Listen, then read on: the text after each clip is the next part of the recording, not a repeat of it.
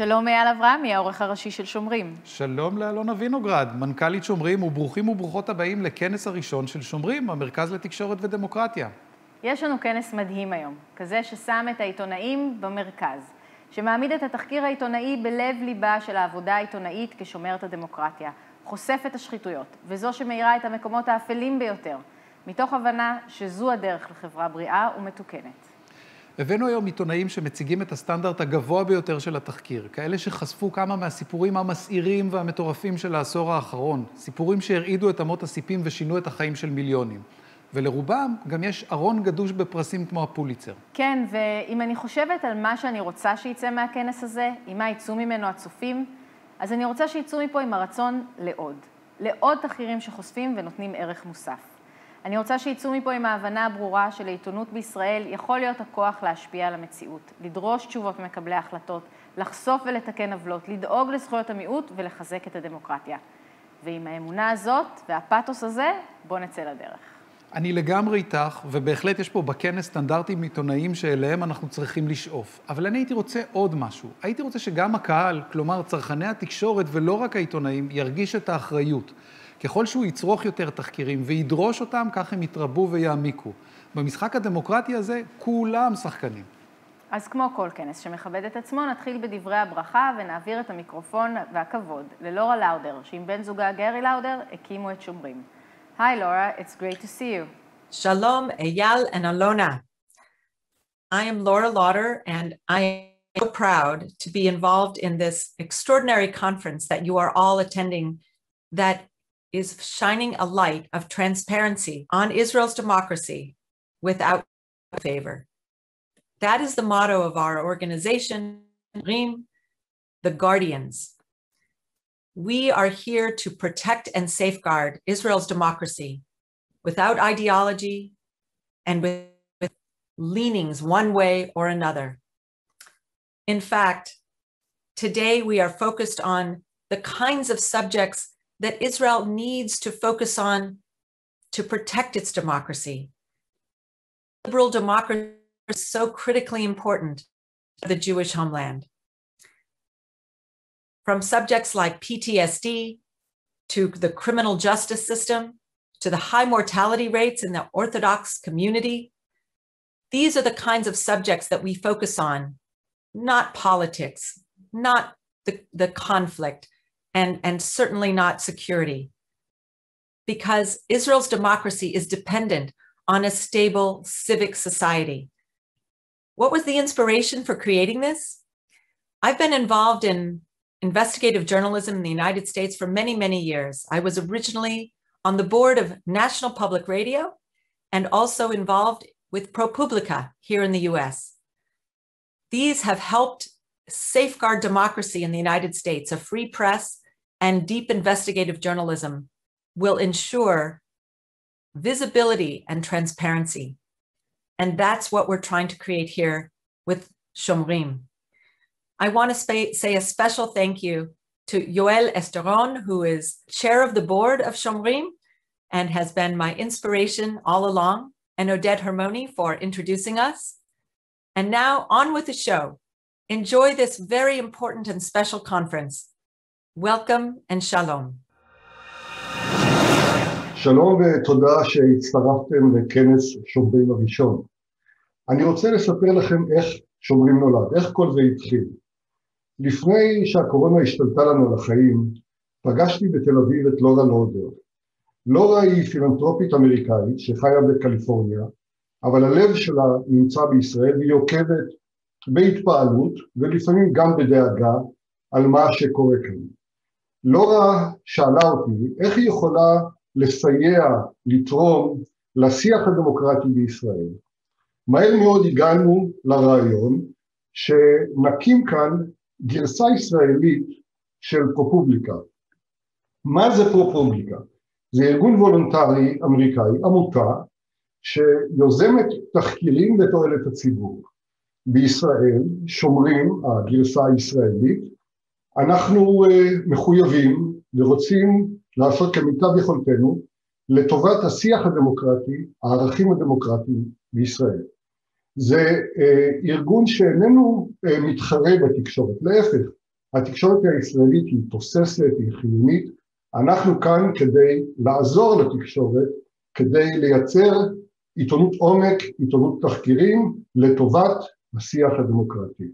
זה החזון שלנו, וזו גם ההזדמנות בשבילי להודות לכל המייסדים של שומרים, ובראשם גרי ולורה לאודר, וכמובן לצוות המנצח של שומרים, המנכ"לית אלונה וינוגרד, והעורך הראשי אייל אברהמי. תודה רבה לכם ותודה רבה לכל הצופים לנו. נתחיל בניים דרופינג. יאללה, יהיו פה היום מרטין בארון, שהתמנה לעורך הראשי של הוושינגטון פוסט בינואר 2013, ופרש ממנו בתחילת השנה הנוכחית עם 10 פרסי פוליצר נוספים לשבעה שכבר היו לו קודם, ועם ניוזרום שהכפיל את עצמו לכמעט 1,000 עיתונאים. שכחת את ההשראה לספוטלייט, הסרט על התחקיר של הבוסטון גלוב שהוא ערך בזמנו ושחשף את ההתעללות המינית של כמרים קתולים בילדים. זה סרט חובה והוא גם קיבל אוסקר. אבל אם נחזור לכנס, אז תהיה פה גם ג'ודי קנטור מהניו יורק טיימס, שחשפה ביחד עם מייגן טוהי את סיפור התקיפות המיניות של הארווי ויינסטין, חשיפה שפתחה את הדלת לתנועת המיטו והפכה את העולם. וגם מריסה קוויאטקובסקי, שחשפה את סיפורי ההתעללות המינית בנבחרת התעמלות הנשים של ארצות הברית, ואת ההסתרה ארוכת השנים ושיתוף הפעולה של מנהליה. הסיפור הזה הביא 500 מתעמלות לספר בפעם הראשונה על ההתעללות שעברו. העדויות שלהן שלחו את רופא הנבחרת לארי נאסר ל-175 שנה בכלא. גם סיפור הזה עשה את דרכו לנטפליקס, אם מישהו מחפש תעסוקה לסגר הבא, חלילה.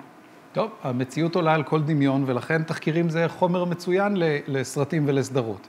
מי שעוד יהיה פה זה סטיב קרופט, מתוכנית התחקירים 60 Minutes. הוא פרש לפני שנתיים, אחרי 30 עונות, 11 פרסי אמי, ועוד המון פרסים אחרים על עשייה עיתונאית.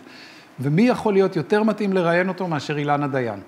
וגם ג'נין גיבסון תהיה פה, שכעורכת אתר הגרדיאן בארצות הברית קיבלה את מסמכי סנודן המודלפים, והובילה את צוות העיתונאים לפגישה איתו בהונג קונג. זה הפך לאחד התחקירים המפורסמים והמדוברים של העשור. ויהיו גם ריצ'רד טופל, נשיא פרופבליקה, וסטפן אנגלברג, העורך הראשי שלה.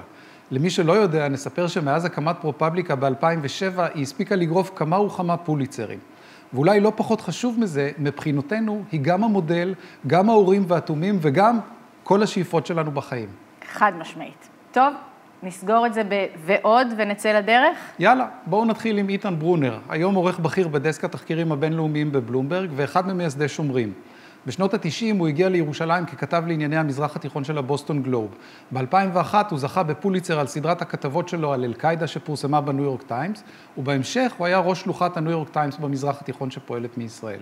איתן יראיין את מרטין בארון, העורך המיתולוגי של הוושינגטון פוסט. ניתן לברונר להציג את בארון כמו שצריך. היי איתן.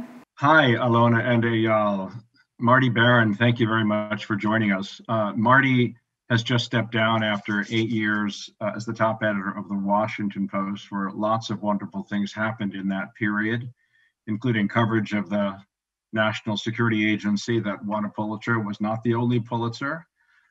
And Marty came to the Post from the Boston Globe, where he was also, for almost a dozen years, the top editor, and there famously led the paper's coverage of the Roman Catholic Church's abuse of children. If you haven't seen the movie Spotlight, you really ought to rent it as soon as this conference is over. He's played by Liev Schreiber perfectly, brilliantly, and before that, Marty was the executive editor of the Miami Herald. In the late 90s, and a year or two after that, he was at the New York Times as an editor, which is where we got to know each other. I was a reporter there at the time. He's called Marty Baron, but I think it might be Martin Baron originally. I'm not sure. And so given we have an Israeli audience, I thought, Marty, I would welcome you and ask you just to tell us for a second or two about your parents and their Israeli origins, if I understand correctly. How are you? Sure, Ethan. Thanks. And thank you for having me. I appreciate it. Yeah, my great-grandfather, he came from Bessarabia early on. He was an early Zionist. He was part of the first Aliyah to what was then Palestine, although he was not part of the first influx of immigrants. He joined the Zionist movement about the time that Herzl wrote Der Judensat.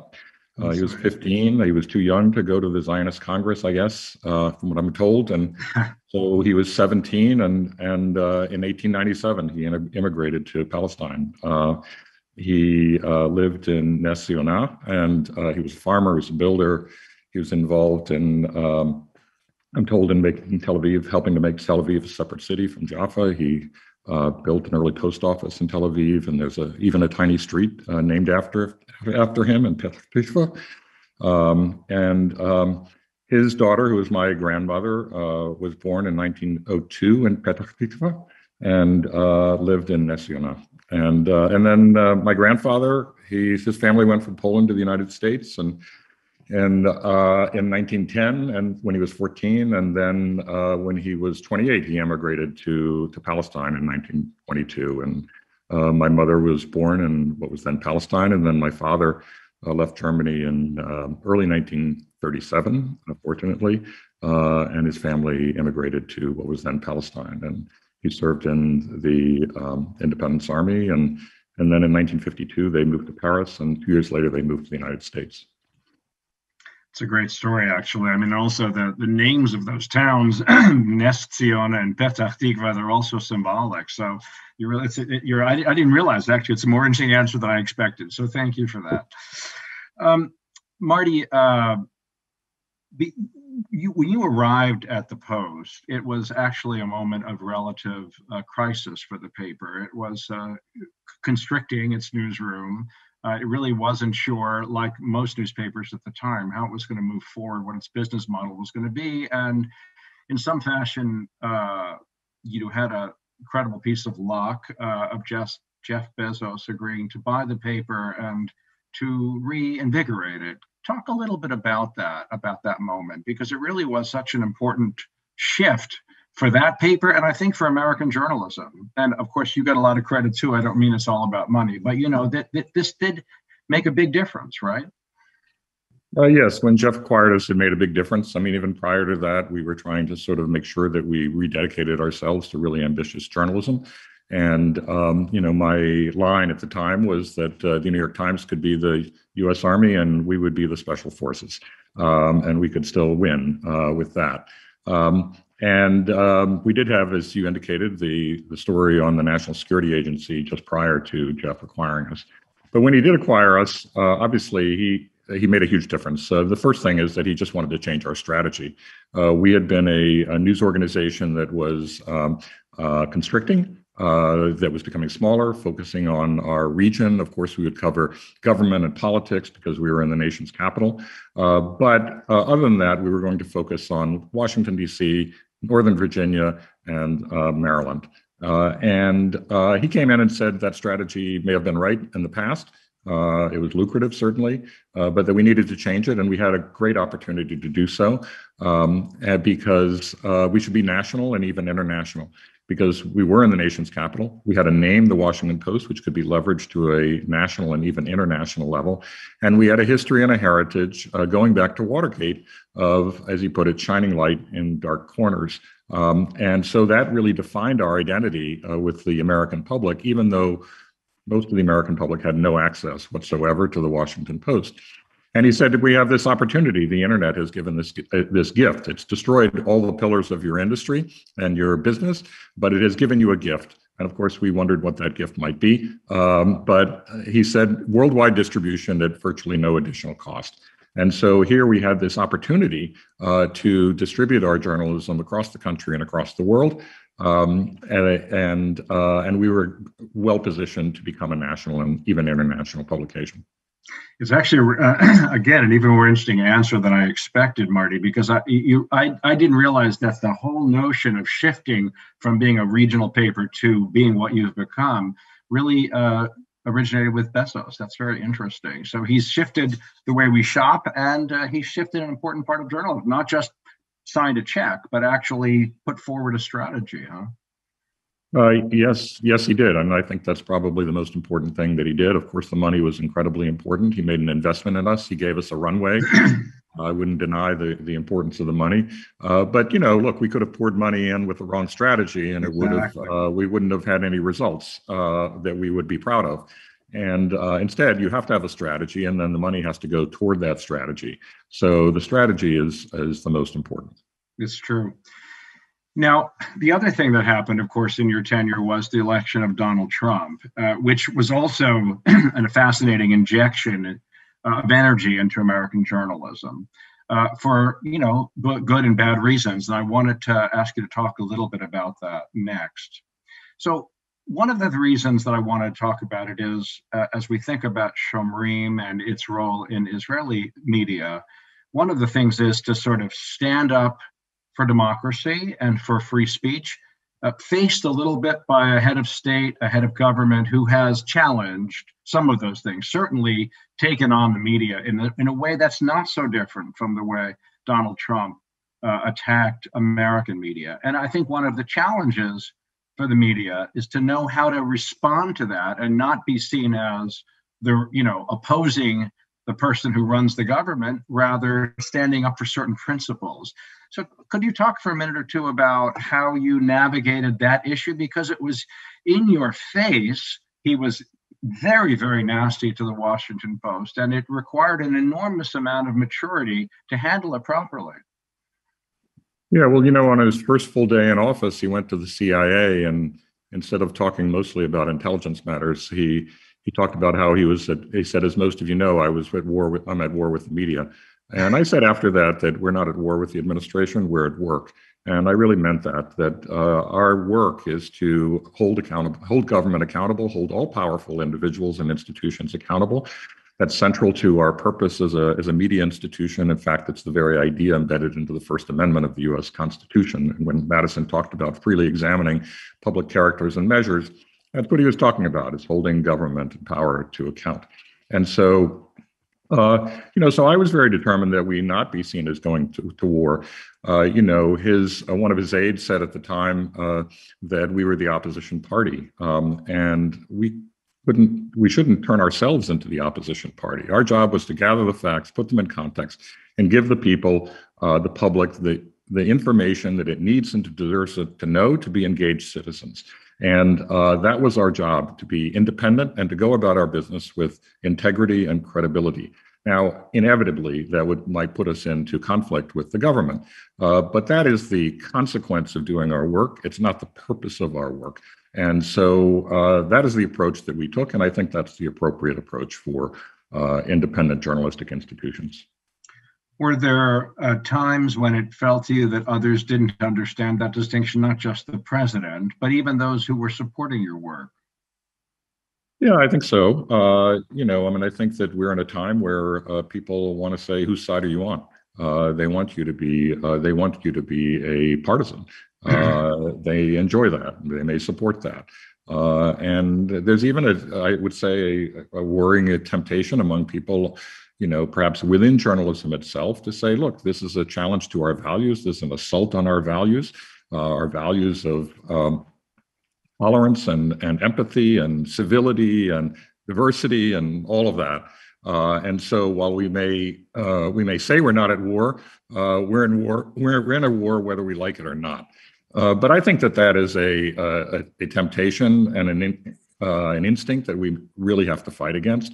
I think we should stick to gathering up the facts, putting them in the proper context, working with independence, and giving the public the information it needs and deserves to know. And that applied during the Trump administration. It should apply during the Biden administration, and I think it is at the Washington Post. And it certainly applied during the Obama administration, where we did hold him to account. I mean, when he rolled out the Affordable Care Act, known as Obamacare, it was completely mismanaged, and we showed that. And the administration did not like us for the work that we were doing at the time, and that's the way it goes.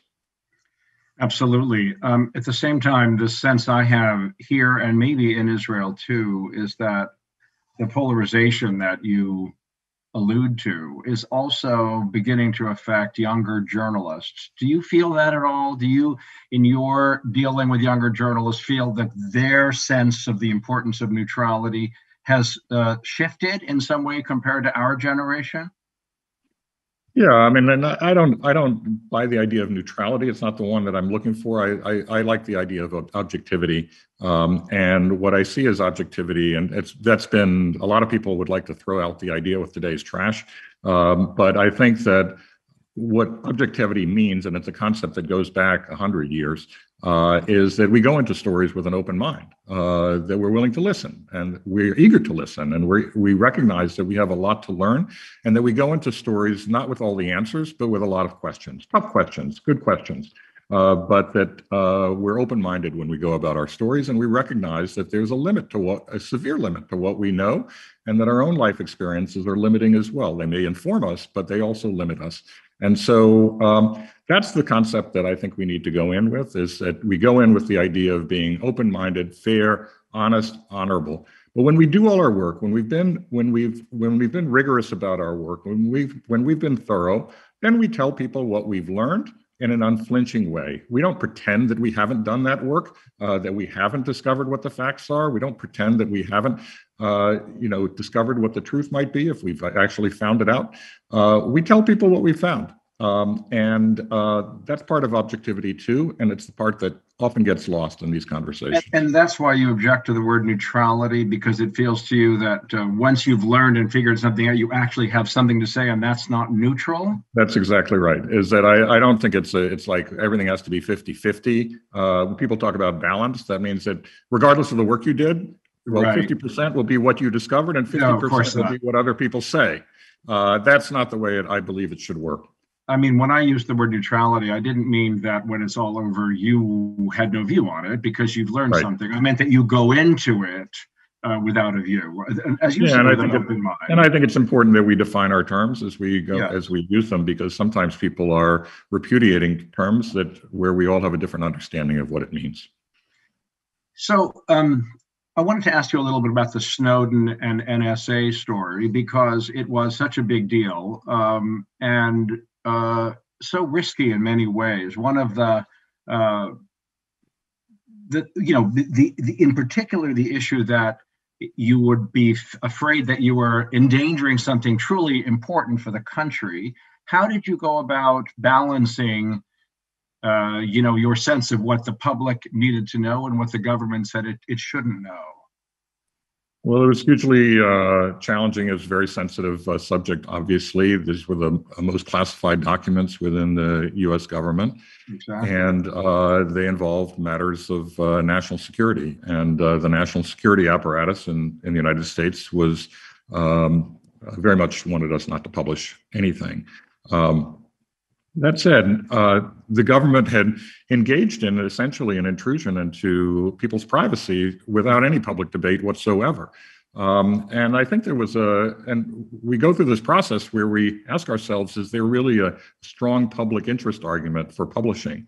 And we felt there was a strong public interest argument for publishing because there had been a change in the balance between national security and personal privacy without any public debate in our democracy. And there needed to be a public debate about that. There needed to be a discussion about that. We can't just cede to the government the decision to decide that it's going to collect all sorts of information that previously we never expected that they would collect. And that if we knew they were collecting it, we would object to that. And so we can't just leave those decisions to people in the intelligence community or to politicians. I mean, in this instance, many of the politicians didn't even know about it. So representatives of the American people didn't know about it. So on that basis, we decided to publish. And was there a debate internally about certain details that you should or shouldn't include? Were there things you kept out? Yeah, there were details that we kept out. As in all of these cases, we always go to the intelligence agencies and tell them what we're going to publish. We are straightforward with them. We are transparent about what we know and what we intend to publish. And we always give them an opportunity to argue against anything or everything. And they often do. In fact, they almost always do. And so there were many instances where there were particular details that they didn't want published. And in a number of instances, we withheld details which would have put in danger a particular method or a particular, certainly an individual. We didn't want to put at risk anybody's life, and we avoided doing that. And I do think that there were people who were involved who were in government at the time, who have told me subsequently that they felt that while they wished we had not published anything, they did feel that we went about it in a careful and serious way. I think that's true. I certainly felt that way as a reader. I want to ask you also about the Catholic Church story in Boston. There is something sort of fascinating and amusing about the story itself, which is that you came in as a genuine outsider to the paper and to Boston, and as a Jewish American, as opposed to this very heavy Catholic city, and in many ways, the paper is pretty Catholic. I worked at the Globe before you were there, as you know.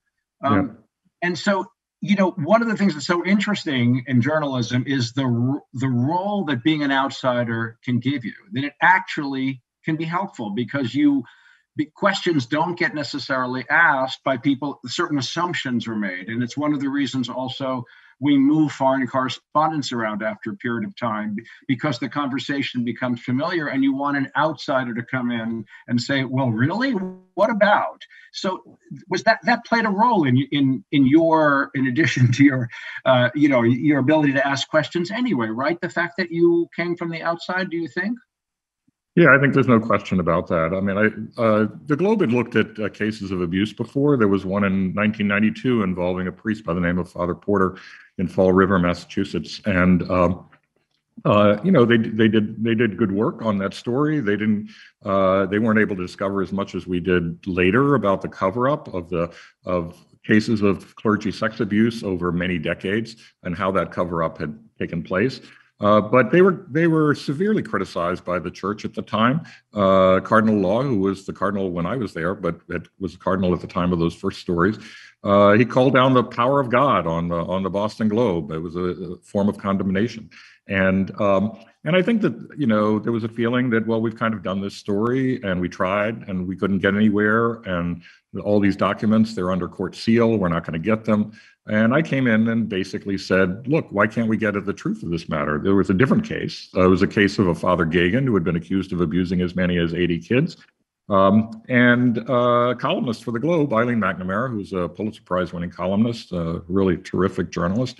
And she said in her column the day before I started work, the truth may never be known because the documents that might reveal it are under court seal and hidden from the public.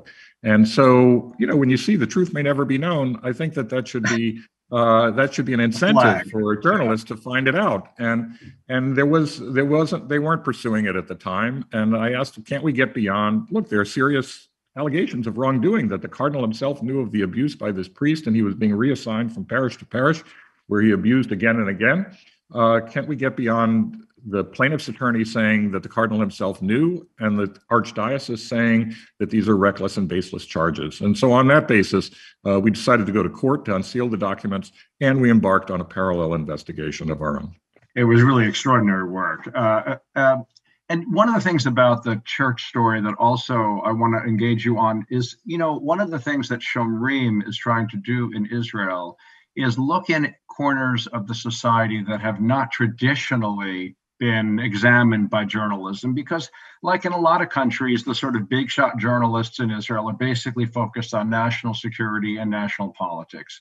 Right. But society has become quite wealthy and, with an extensive, all kinds of things. And so for that reason, it's trying to shine a light on some of those areas. Would you talk for a minute about the need for that? Yeah, I think that, one of the lessons I think of the church investigation is that, and one of the questions I was often asked was, weren't you concerned about going after a powerful institution like the church? There were so many Catholics in Boston, as you pointed out. And my answer was that I'm surprised at the question, because the more powerful the institution, the greater the obligation we have to investigate it, because it can do more damage. And because it has a greater capacity to suppress the truth. And the corollary is also true, and that is that the less powerful the victims of abuse, the greater the obligation the greater the urgency we have to give them a voice. And so undoubtedly in Israeli society, as well as in the society of all countries, including the United States, There are many individuals without any power whose voices are not being heard and who need to be listened to. And I think one of the special obligations that we have as journalists is to make sure that we are listening to those voices, to those individuals, and giving them a voice. That's fantastic. Marty, it's really an honor for Shomrim for you to highlight the conference today. So thank you very much for being with us. Thank you very much for your example. I think that for me, you just do your damn work so damn well, and that's all that really matters. So all the best to you, and thank you. Thank you, Ethan, and good luck to Shomrim. 12 במרץ 2020, יום חמישי, 8 בערב. אני נוהגת בחזרה הביתה אחרי ראיון מטלטל בפרדס חנה, שחותם סדרת ראיונות שערכתי עם נפגעי פוסט-טראומה ובני משפחותיהם. ברדיו הקורונה מתחילה להשתלט על החדשות. הכאוס מתחיל. בכל זאת אני סוגרת את הרדיו ונוהגת בדממה, מעכלת את השעות האחרונות. באותו יום התארחתי בביתו של שלב דורון, לוחם גולני לשעבר, שהוכר כהלום קרב בעקבות מבצע צוק איתן. בכנות ובפתיחות תיארו הוא ובני משפחתו את המסע שעברו. ההתפרצות הלא צפויה, פיזית ונפשית, האשפוזים והבירורים הרפואיים, ההסתגלות לחיים בצל הפוסט-טראומה, לבן חדש, לאח חדש, וההבנה שהישן והמוכר כבר לא יחזור. זמן קצר לפני כן נפגשתי עם שירז גרינבאום, בת להלום קרב ממלחמת יום כיפור. בריאיון היא פרקה את חייה לחתיכות, ואפשרה לי להתקרב ולגעת בהן. עשרות שנים היא מנהלת מלחמה ארוכה ועיקשת, המלחמה על אבא, ובעצם גם על עצמה. הריאיון איתה היה מחמיר לב, מרגש, אפילו מפרק. נפרדתי ממנה בחיבוק חזק. אף פעם לא אפשרתי לעצמי לעשות זאת, אבל בסיטואציה הזאת, גם החומה שבין מראיינת למרואיינת התפרקה. עיתונאים רגילים לספר סיפורי חיים, לסרטט במילים גם אסונות ומשברים. החוויה העיתונאית איננה במרכז, אלא שסדרת הכתבות הזאת, עטופים בטראומה, אפשרה לי עשייה עיתונאית מסוג אחר. לא רק לטבול את הרגל, לשכשך קצת במים, לדווח ולרוץ לסיפור הבא, אלא לצלול לעומקו של אוקיינוס רחב ידיים, אל פרויקט רחב ומעמיק, חריג בהיקפו בתקשורת הישראלית. במשך מספר חודשים אספתי עדויות שמסרטטות את פני הטראומה הצבאית והביטחונית בישראל של השנים האחרונות. שוחחתי עם נפגעים, משפחות, חוקרים, אנשי סיוע וצבא, קראתי מחקרים, מאמרים, פרוטוקולים, דוחות, שמעתי הרצאות, אספתי נתונים. סמיכת הטלאים הזאת נתפרה טלאי אל טלאי לכדי אחד הפרויקטים המעמיקים והמשמעותיים של שומרים עד כה. סדרת הכתבות עוסקת בשלושה נושאים מרכזיים: טראומת החיים בצל הטילים בעוטף עזה, ואיך היא משפיעה על ילדים, בני נוער ומבוגרים. אחד מהתחקירים שלנו התמקד בצעירים מהעוטף שמתגייסים לצבא, ותסמינים פוסט-טראומטיים מתפרצים אצלם בעוצמה רבה. נושא נוסף עסק בפוסט-טראומה שמתפרצת רק בשנים האחרונות בקרב לוחמים ממלחמת יום כיפור. כעת, למעלה מ4 עשורים אחרי המלחמה, הם פונים לסיוע. עסקנו גם בבני משפחות של הלומי קרב, שהפוסט-טראומה השפיעה על חייהם באופן עמוק וכרוני. ההתמודדות שלהם היא יומיומית ואינסופית. המטרה שלנו הייתה להעלות את הנושאים הללו, שחלקם נסתרים מן העין, לשיח הציבורי ולמודעות.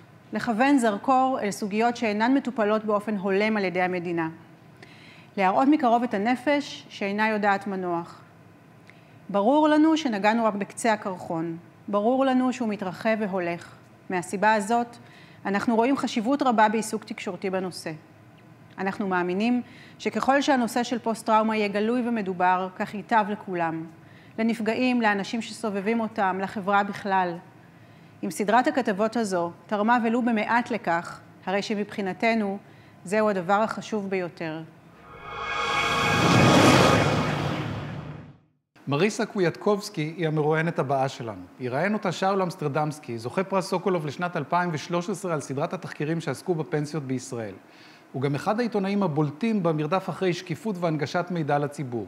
הוא גם ראש הדסק הכלכלי בחטיבת החדשות של תאגיד השידור כאן, מגיש משחקי הכיס, ולאחרונה יש לה תוכנית גם גרסת רדיו, וממייסדי הפודקאסט הכלכלי המצליח חיות כיס. בבקשה. שלום לכולם, תודה רבה אלונה וינוגרד, תודה רבה אייל אברהמי. אני שאול אמסטרדמסקי, אני מאוד מאוד שמח על ההזדמנות שניתנה לי להיות כאן, ולראיין מישהי שבעיניי אחת העיתונאיות המופלאות ביותר של התקופה שלנו, ועכשיו ברשותכם אני אעבור לאנגלית. Hello, Mariса Kwiatkowski. How are you? I'm good. How are you? I'm very well. Thank you very much. I'll just introduce you to the audience. Marisa Kwiatkowski is an American journalist. She's an investigative reporter. She's working today for USA Today and used to work for the Indy Star.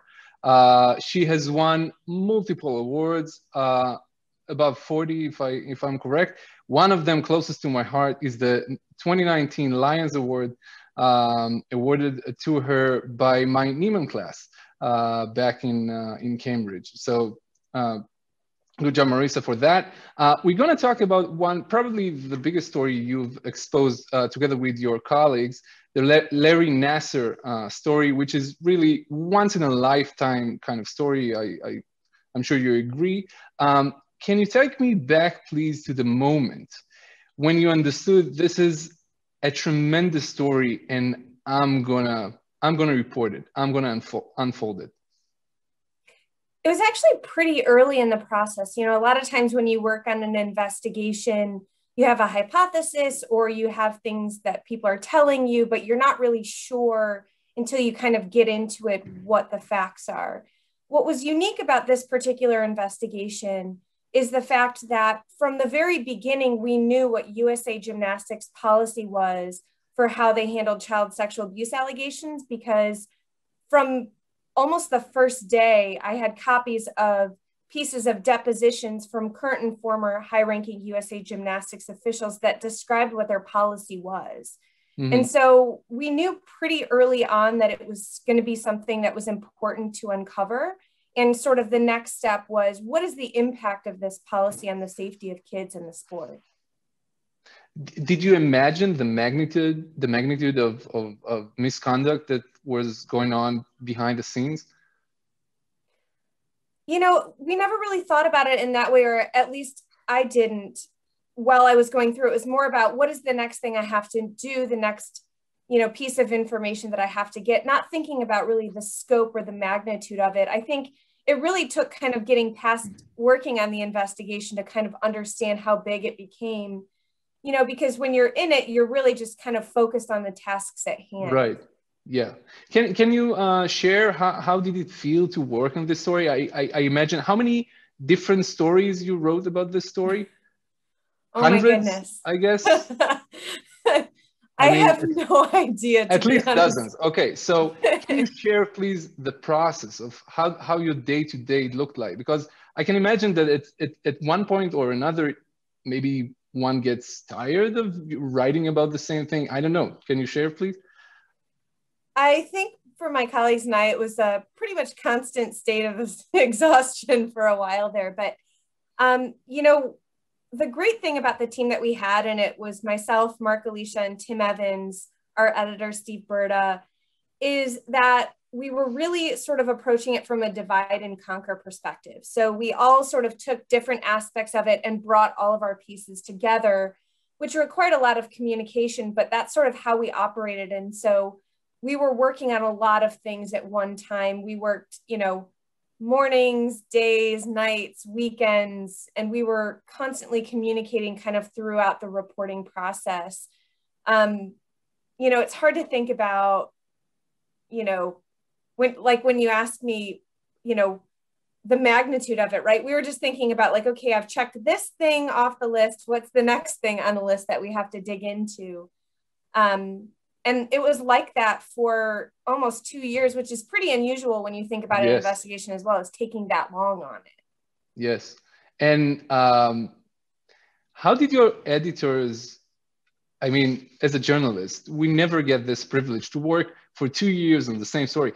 How did your editors give you that privilege, handed you that privilege? What's the process of, you know, the editing of that story and realizing we need to dedicate lots of resources reporting this story? I was incredibly fortunate to have the support of our editors from day one. You know, from the day that I got that first tip and I said, you know, I can't get these records any other way. Can I fly to Georgia and pick them up? From that very first day, they were like, yes, go, which is also incredibly unusual, right? To get that kind of buy-in so quickly. And they were supportive from that first day throughout the entire process. And they invested not only all of the time of my colleagues and I, but also the resources to fly and interview survivors throughout the country, to request records throughout the country. And it was never a conversation of like, hey, you guys need to be done now. It was more about, okay, what's the next thing that you're thinking about? What's the next thing that's on your plate? And, you know, it actually ended up being longer than 2 years, but there were spaces when, you know, things might calm down and we sort of chipped away at other stories, but then we always ended up coming back to this investigation. How long have passed since the first tip you got until the first story was published? It would have been about 4.5 months from getting the tip. I got the tip in March of 2016. We published our first piece in the investigation in August of 2016. That's amazing. And do you remember the first time that you approached, I guess, the gymnastics, the Olympic Committee, or I don't know who, to ask for a request? Do you remember that moment? A request for a comment. Yeah, sorry. Yeah, we actually made our initial request in writing. We sent them an email actually pretty early on in the process. I want to say it was May, was the first time that we had reached out to them, asking them for an interview, letting them know what we were working on. But it wasn't the last request. We actually, you know, continued to go back and forth with them. They initially denied our requests for interviews in person. They were answering questions in writing. And we continued to go back and forth actually right up until publication with them. Was there any, were you afraid that they're gonna, you know, try to abort the publication, try to sabotage your investigation, anything? I think, again, what made this particular investigation somewhat unique is that we had their policy in their own words. And so it was hard for them to argue that that had not been true. And so for us, you know, it's really about understanding, you know, the impact of that policy, but also had they changed the policy, because the depositions weren't that old, but they were obviously not from the day before. And so we wanted to also make sure that we understood, you know, is this still the policy that's in place today? And it took us a lot of going back and forth with the organization to confirm that, in fact, it was true that it was a policy that had been in place since the 90s at least, and that it was still the policy that was in place today. What did this really tremendous investigation taught you about being an investigative reporter? Oh, wow, that's a good question. You know, I think I learned a lot throughout the process. I think, you know, with any investigation, you learn a lot. I think one thing that really shone through in this particular investigation is the power of one voice and the power of a survivor's voice, and how we saw throughout the investigation that one person coming forward and sharing their story with the public to help the public understand what was going on led to many others. And in fact, when you think about the Larry Nassar investigation, that really is because of the survivors who spoke out in that first piece in our investigation. It was that work that spurred other survivors of Larry Nassar to reach out to us and say, you know, I really think you should be looking at this person. Right. So if any young investigative reporters or young journalists watch us now, and they wonder, should they become investigative reporters? It's hard work. What would be your tip from your experience to those young journalists? It's hard work, but it's incredibly rewarding work. You know, we do this work because we want to expose wrongdoing. We want to make a difference in the communities that we serve. And I've been incredibly fortunate to work for publications that support that kind of work. And I would absolutely encourage the next generation, you know, we need you. I would absolutely encourage them to continue to pursue this work. And you don't have to have, I think it's important that young journalists know, you don't have to have the title investigative reporter to do this kind of work. You can do this kind of work regardless of what your job title is. You know, I started doing investigations when I was covering a beat. I was covering local government, and then I was covering criminal courts. And so there are opportunities to make a difference regardless of what your formal title is in doing this work. Speaking of making a difference, did you ever imagine that your reporting, your investigation would make such an impact? I think the credit for that really goes to the survivors and to the people who trusted us with their stories throughout this process. You know, without them and without their strength and the work that they did, I don't know that we'd be where we are today. I am incredibly proud of the work that my colleagues and I did, but, you know, it didn't happen sort of in isolation. It took a lot of pieces coming together to see change start to happen. And while I'm proud of the work we've done, I'd also say there's still a lot that could be done to make kids safer, right? That it's not like everything's fixed today, you know? Yeah, unfortunately, I do know. Mariса, we're approaching the end of this interview. When you choose the beats that you want to cover, what are your, I mean, why do you cover the things that you cover? Why do you choose such hard topics? Because it's hard. I've always been drawn to stories about people, and particularly when there are systems that are broken that are causing people harm. And so that's kind of where my work is focused. And yeah, it's incredibly difficult work, but it's also incredibly difficult for those people to go through those things. And so I think about it that, you know, in my work, because I can write about these topics, that I should be writing about these topics. And unfortunately, there's no shortage of things to write about, right? Yeah. You know, and I think that I'm incredibly fortunate that I can dig into these kinds of topics. And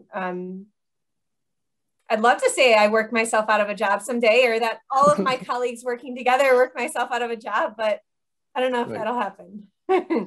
Mariса, one last question, and I hope it's not too personal. Some of the testimonies, some of the stories that you uncovered are hard to read. And I imagine that, you know, it takes a mental toil on the reporter as well.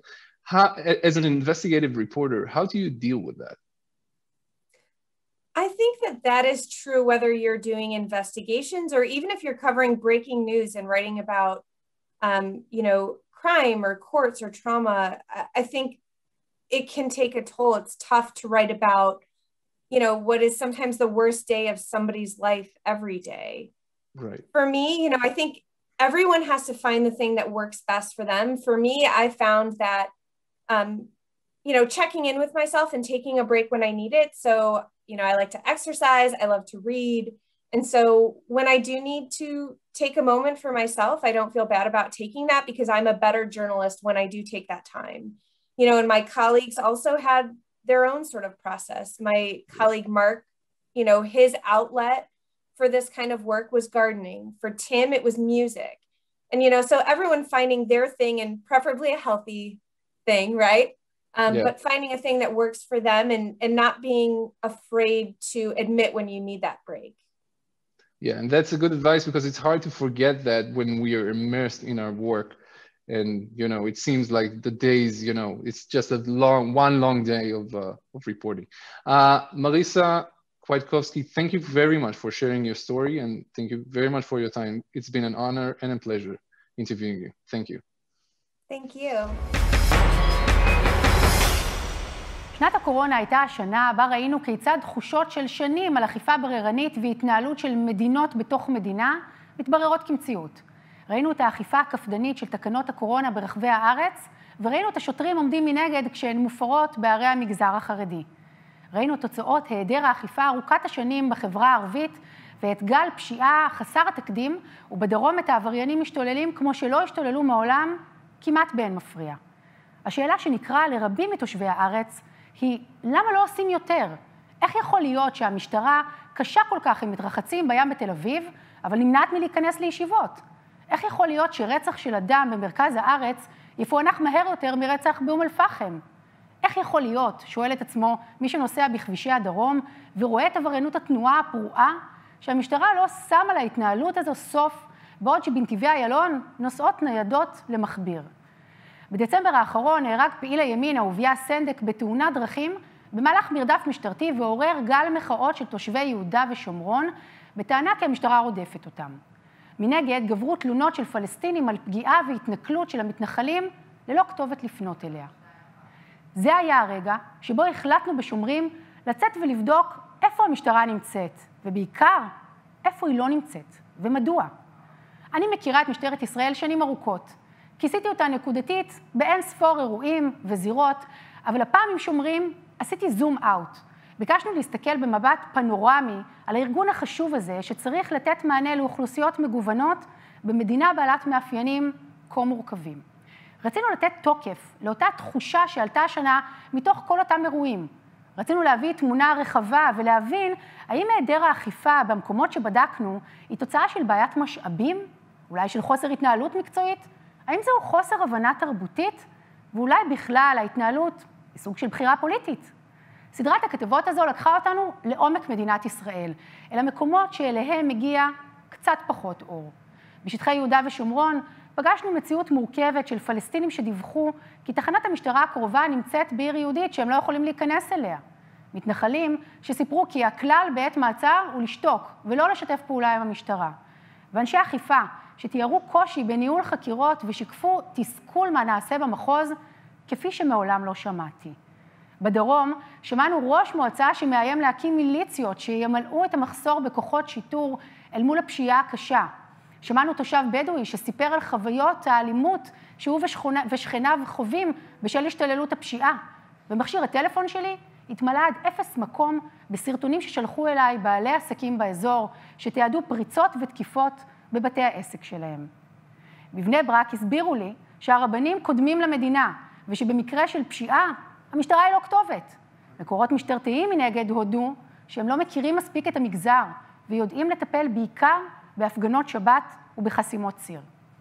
את בכייה של מונה חליל, שבנה נרצח בחיפה לפני כמה חודשים, אי אפשר לשכוח.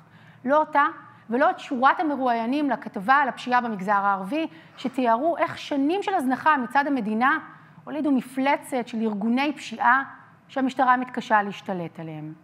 סדרת הכתבות הזו קיבלה את התנאים המושלמים בשומרים, שנתנו את אורך הנשימה להביא את הקולות והסיפורים מהשטח. סדרת כתבות כזו מאפשרת הבנה רחבה יותר על מוסד מדינה כמו משטרת ישראל, לא רק בהיבט הצר של איך המשטרה מתמודדת עם פשיעה ערבית, אלא האם המשטרה יודעת לתת מענה למגזרים ותרבויות שונות במדינה מורכבת כמו ישראל. הסיפור לא נותר רק במדיום הכתוב, אלא קיבל הרחבה משמעותית עם סדרת כתבות מצולמת שהביאה את הדמויות, המקרים ותיעוד ממצלמות אבטחה. אלה נתנו כוח נוסף ויצרו עניין ותפוצה לכתבות שמצד אחד מדברות אקטואליה, ומצד שני היו צלילת עומק אל הסיבות לתופעות שקוראות את מדינת ישראל.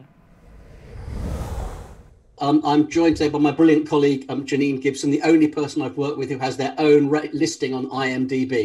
She's had a fantastic career, but I think most famously, she was, as US editor, in charge of the Guardian team, which delivered the Snowden revelations, which won the Guardian the Pulitzer Prize. She went on to be deputy editor of the Guardian, editor of BuzzFeed UK, and is now assistant editor at the FT, where she's in charge of our digital newsroom strategy. So thanks for joining us.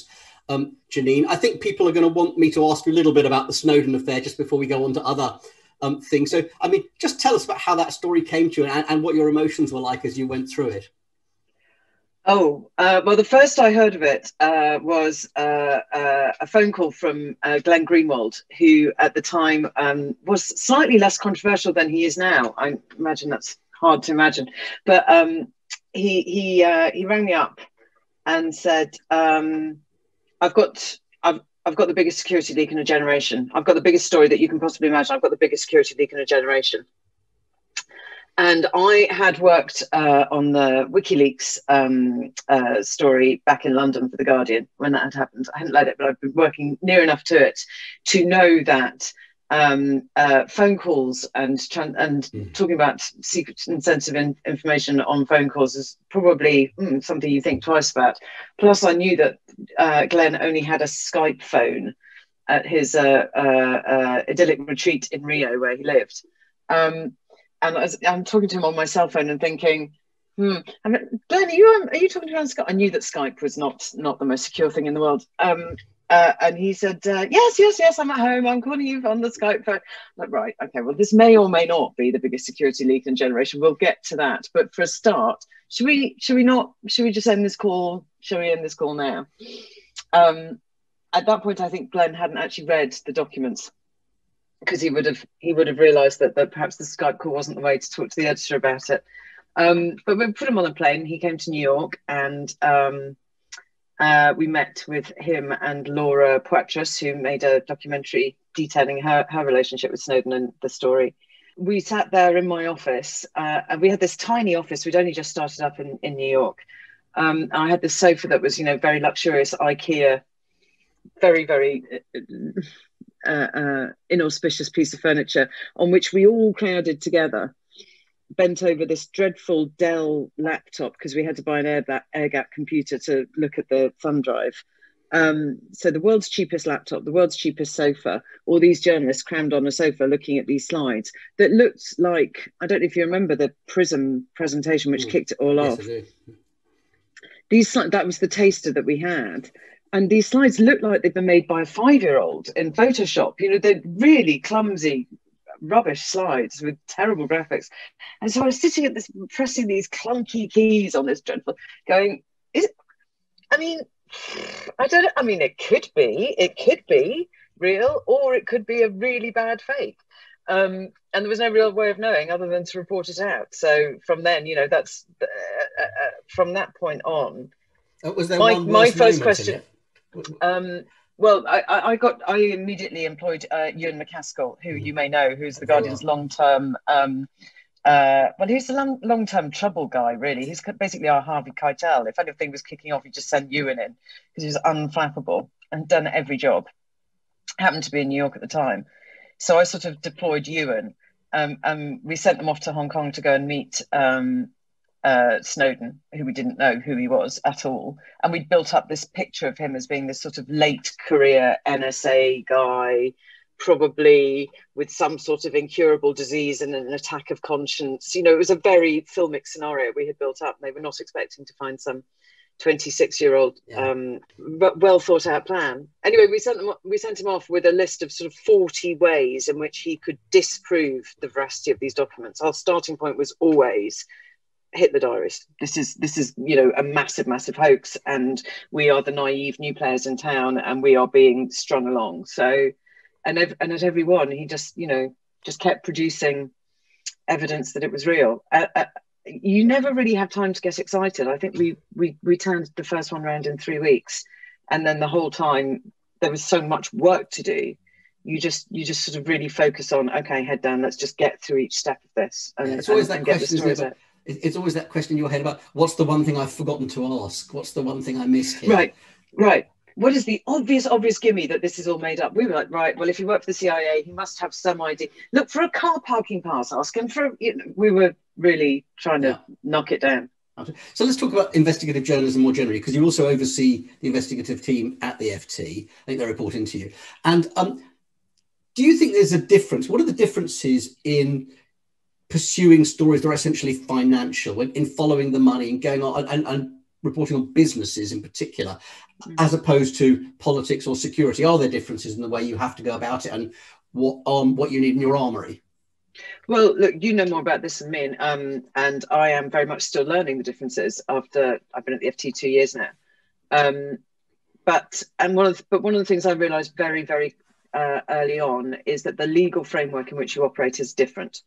And I'm sort of accustomed to the working of a big story where the lawyers are sort of so much, it's not something where you produce your copy at the eve of publication and then you get it legal. The lawyers are involved. The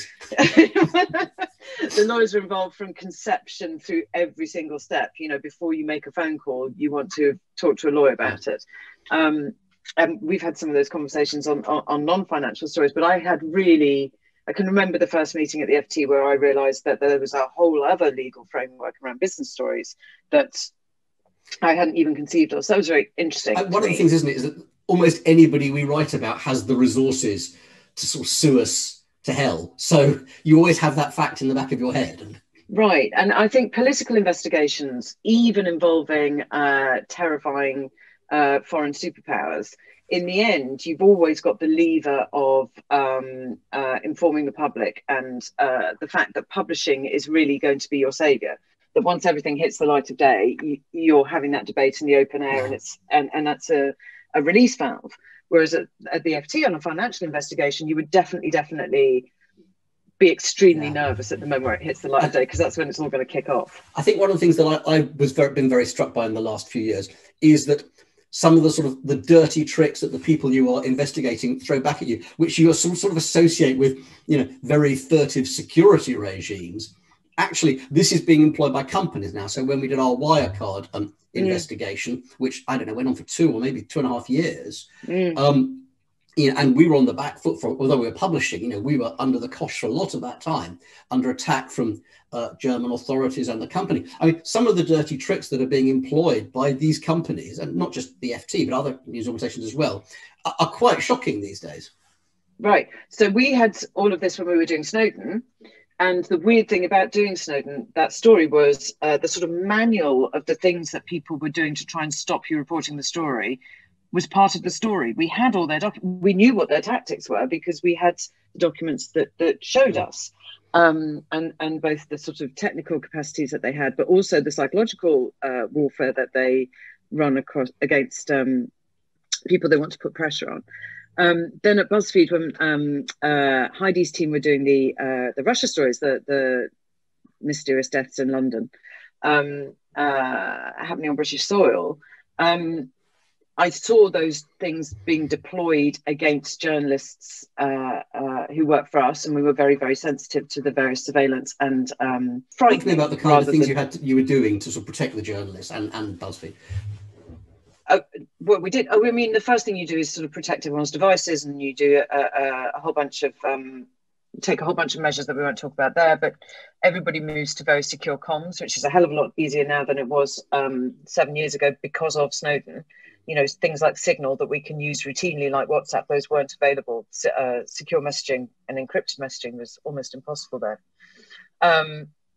Then the other thing you have to do is have some sort of security for the journalists involved, particularly if you're writing about, unexplained deaths on British soil. There are obvious security concerns for people. And then as an editor, I think the thing you mostly have to do is say to reporters who like to pretend that they are scared of nothing, it's okay to be a bit paranoid. Yes. I know people will say tin hats, but it's okay. If you walk into your house and you think, I'm sure someone's been in here, you can call me up and tell me that, and I will believe you, because that's, it's not inconceivable. And the other thing I think that's very, I can't remember which story it was, but it was in the US, maybe it was New York Times, was the sort of entrapment processes that seem to go on, where people are offering fake stories to journalists and calling them to meetings. They can record them and see if they can get them to say something that they would regret. I mean, it's quite shocking now.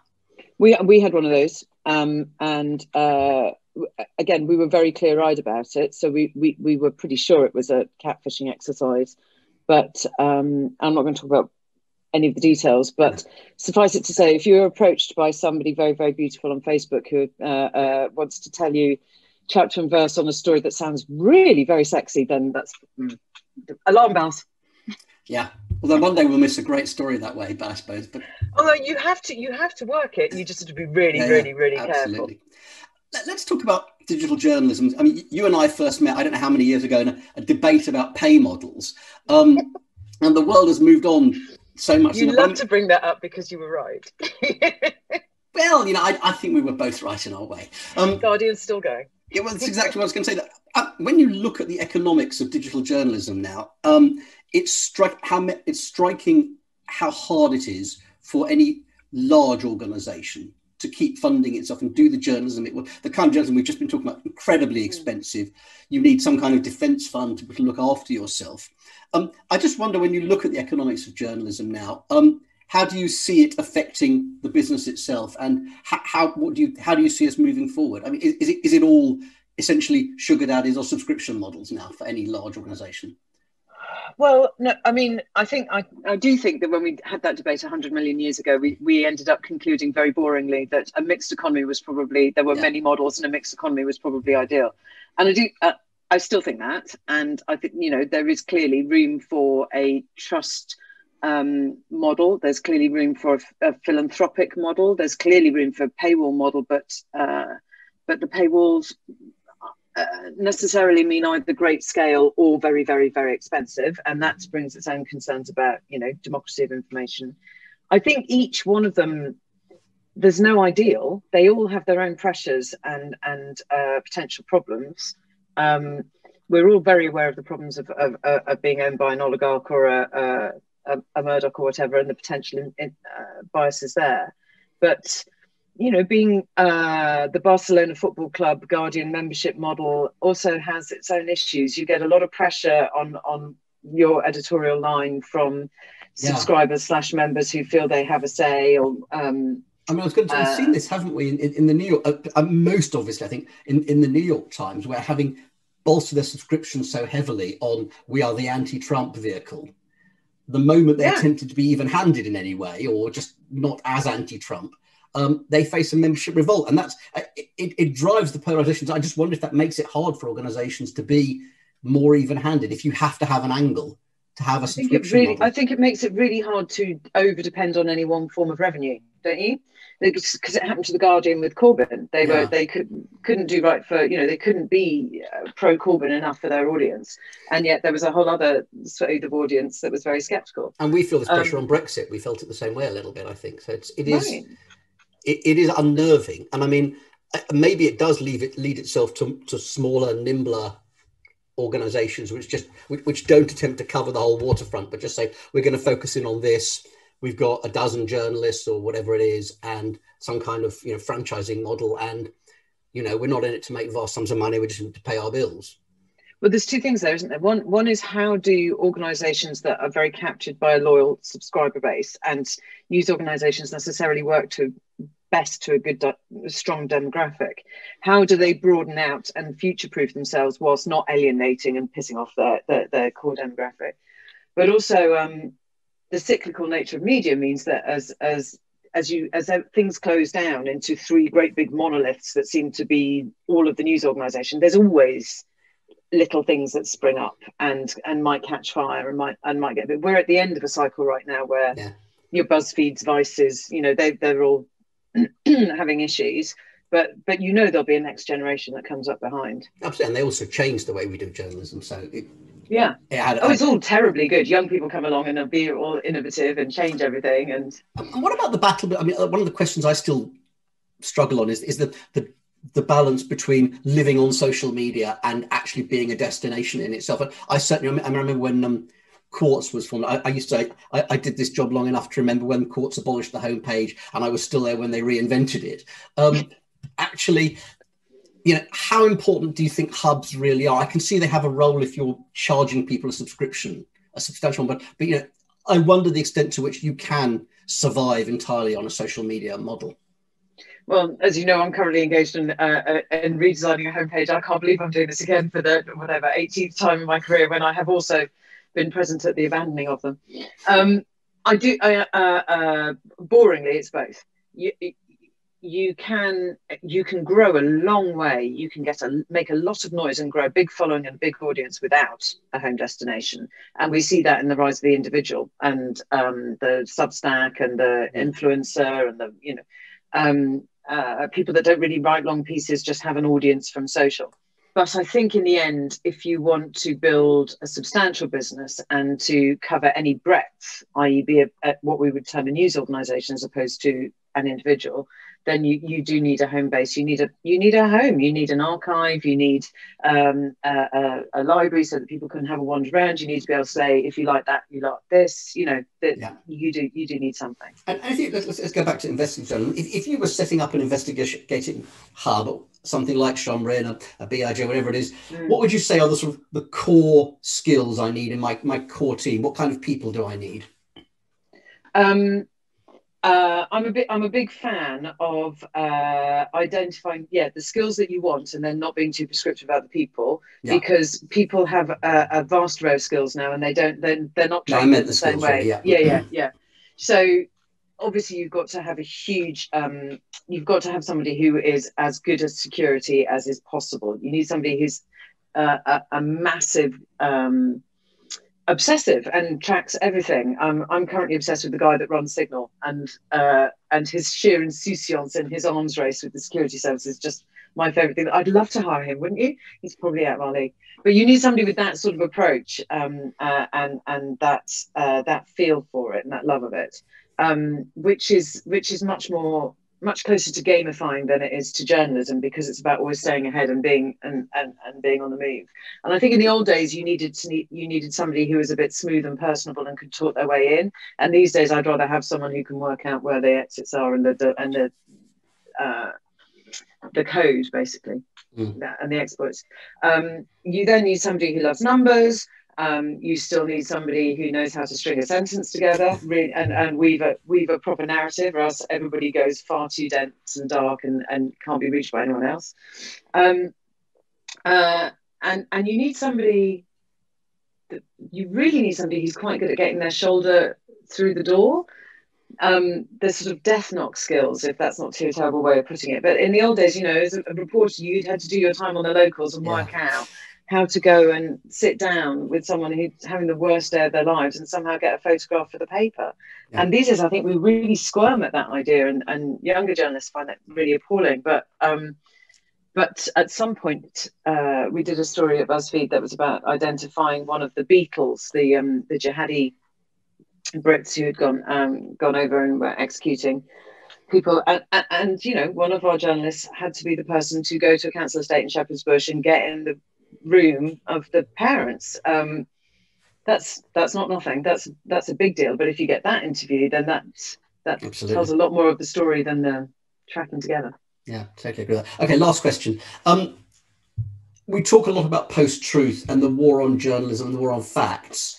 Are there things that media organizations should be doing that maybe they're not doing enough of yet to counter what essentially is partisan news, and the ability for people to say, I don't like your news, I'm going to take that news over there, which is more convenient to my belief system? Are there ways we can proof ourselves a bit more? Why don't you say an easy one? Look, there are technical things. If I knew the answers, I'd be interviewing myself, wouldn't I? If there are technical things we can do that we are doing in consort with other news organizations, we're working on watermarks, we're working on ways to stop the very adept spoofing of all of our attempts to brand our news, which are really good now. They're very, very sophisticated. So we can do a bit of that. But again, that only helps people who want to look for verification and assurances. What you're sort of getting at is people who want to seek out who actively want to seek out confirmation of their own biases, and that I don't know that a news organization can do that. I think that might be an education issue rather than a media issue. And I think in the UK, that's a really big problem for the BBC, because they do seem to be burdened with both aspects of that.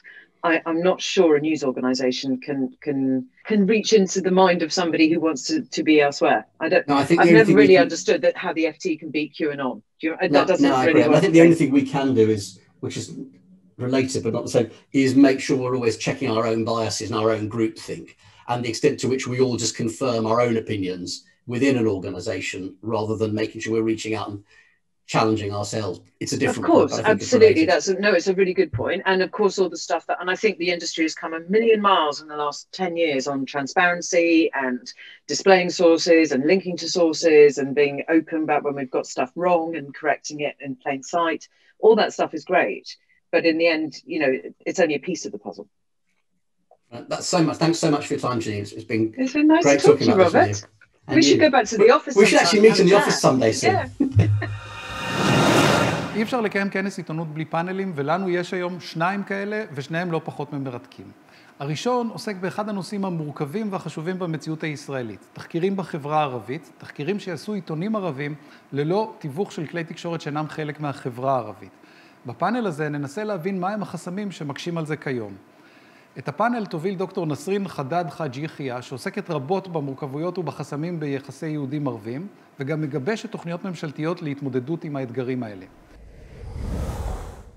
תודה רבה אייל ואלונה. מרחבה ויעתיקום אלף עפיה. אני ממש שמחה לפתוח את החלק הזה של הכנס, והפעם אנחנו נתמקד בתקשורת הערבית, שלפעמים נראה לכולנו כי התקשורת בערבית בישראל מתנהלת במנותק לחלוטין ממה שמתרחש בתקשורת דוברת העברית.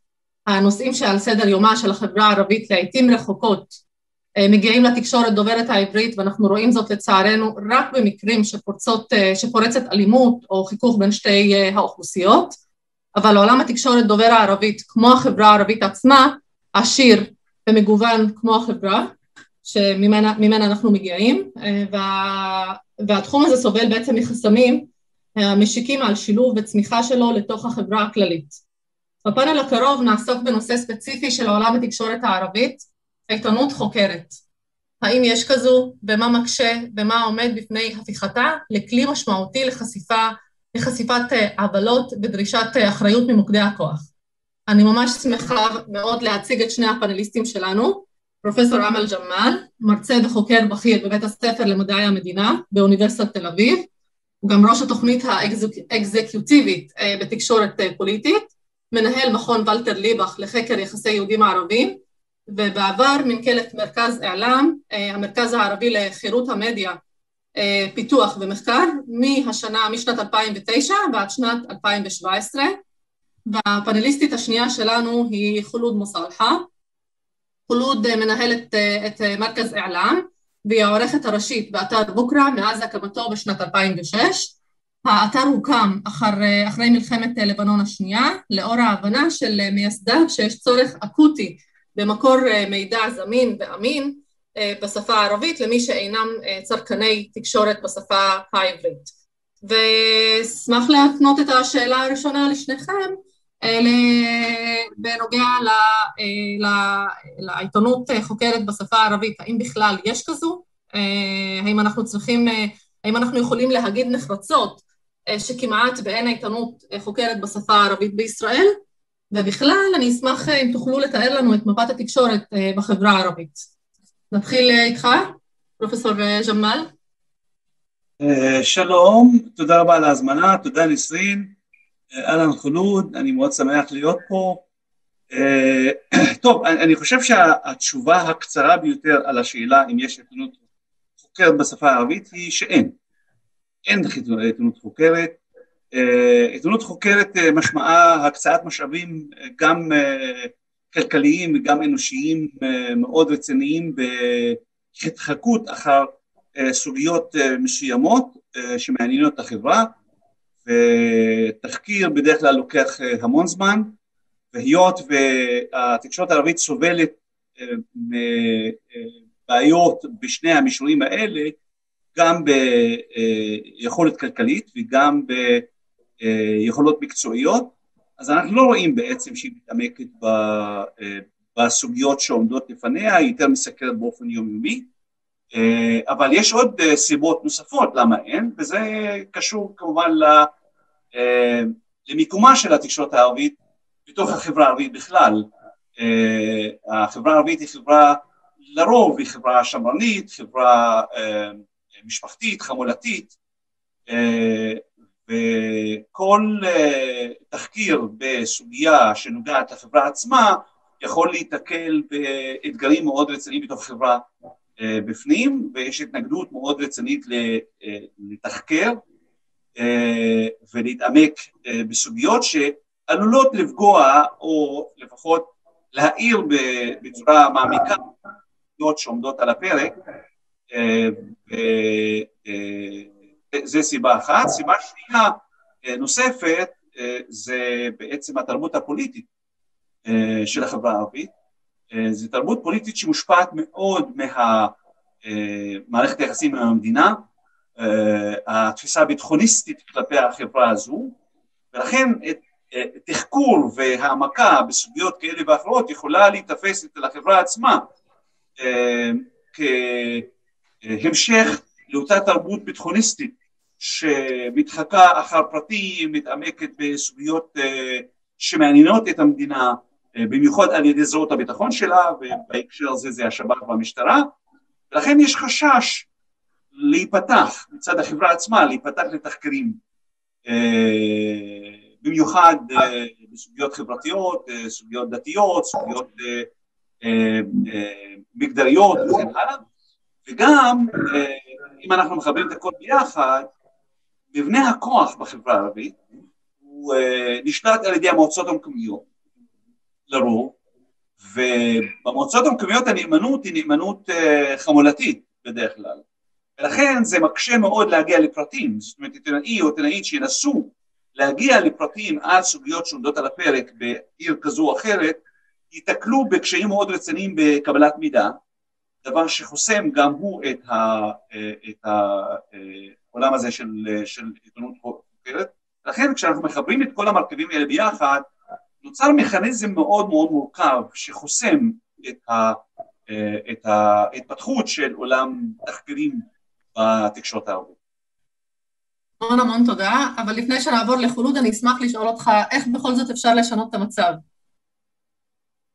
אני חושב שיש כמה דרכים לשנות את המצב. דבר ראשון, ההשקעה יותר גדולה מאמצעי התקשורת עצמם.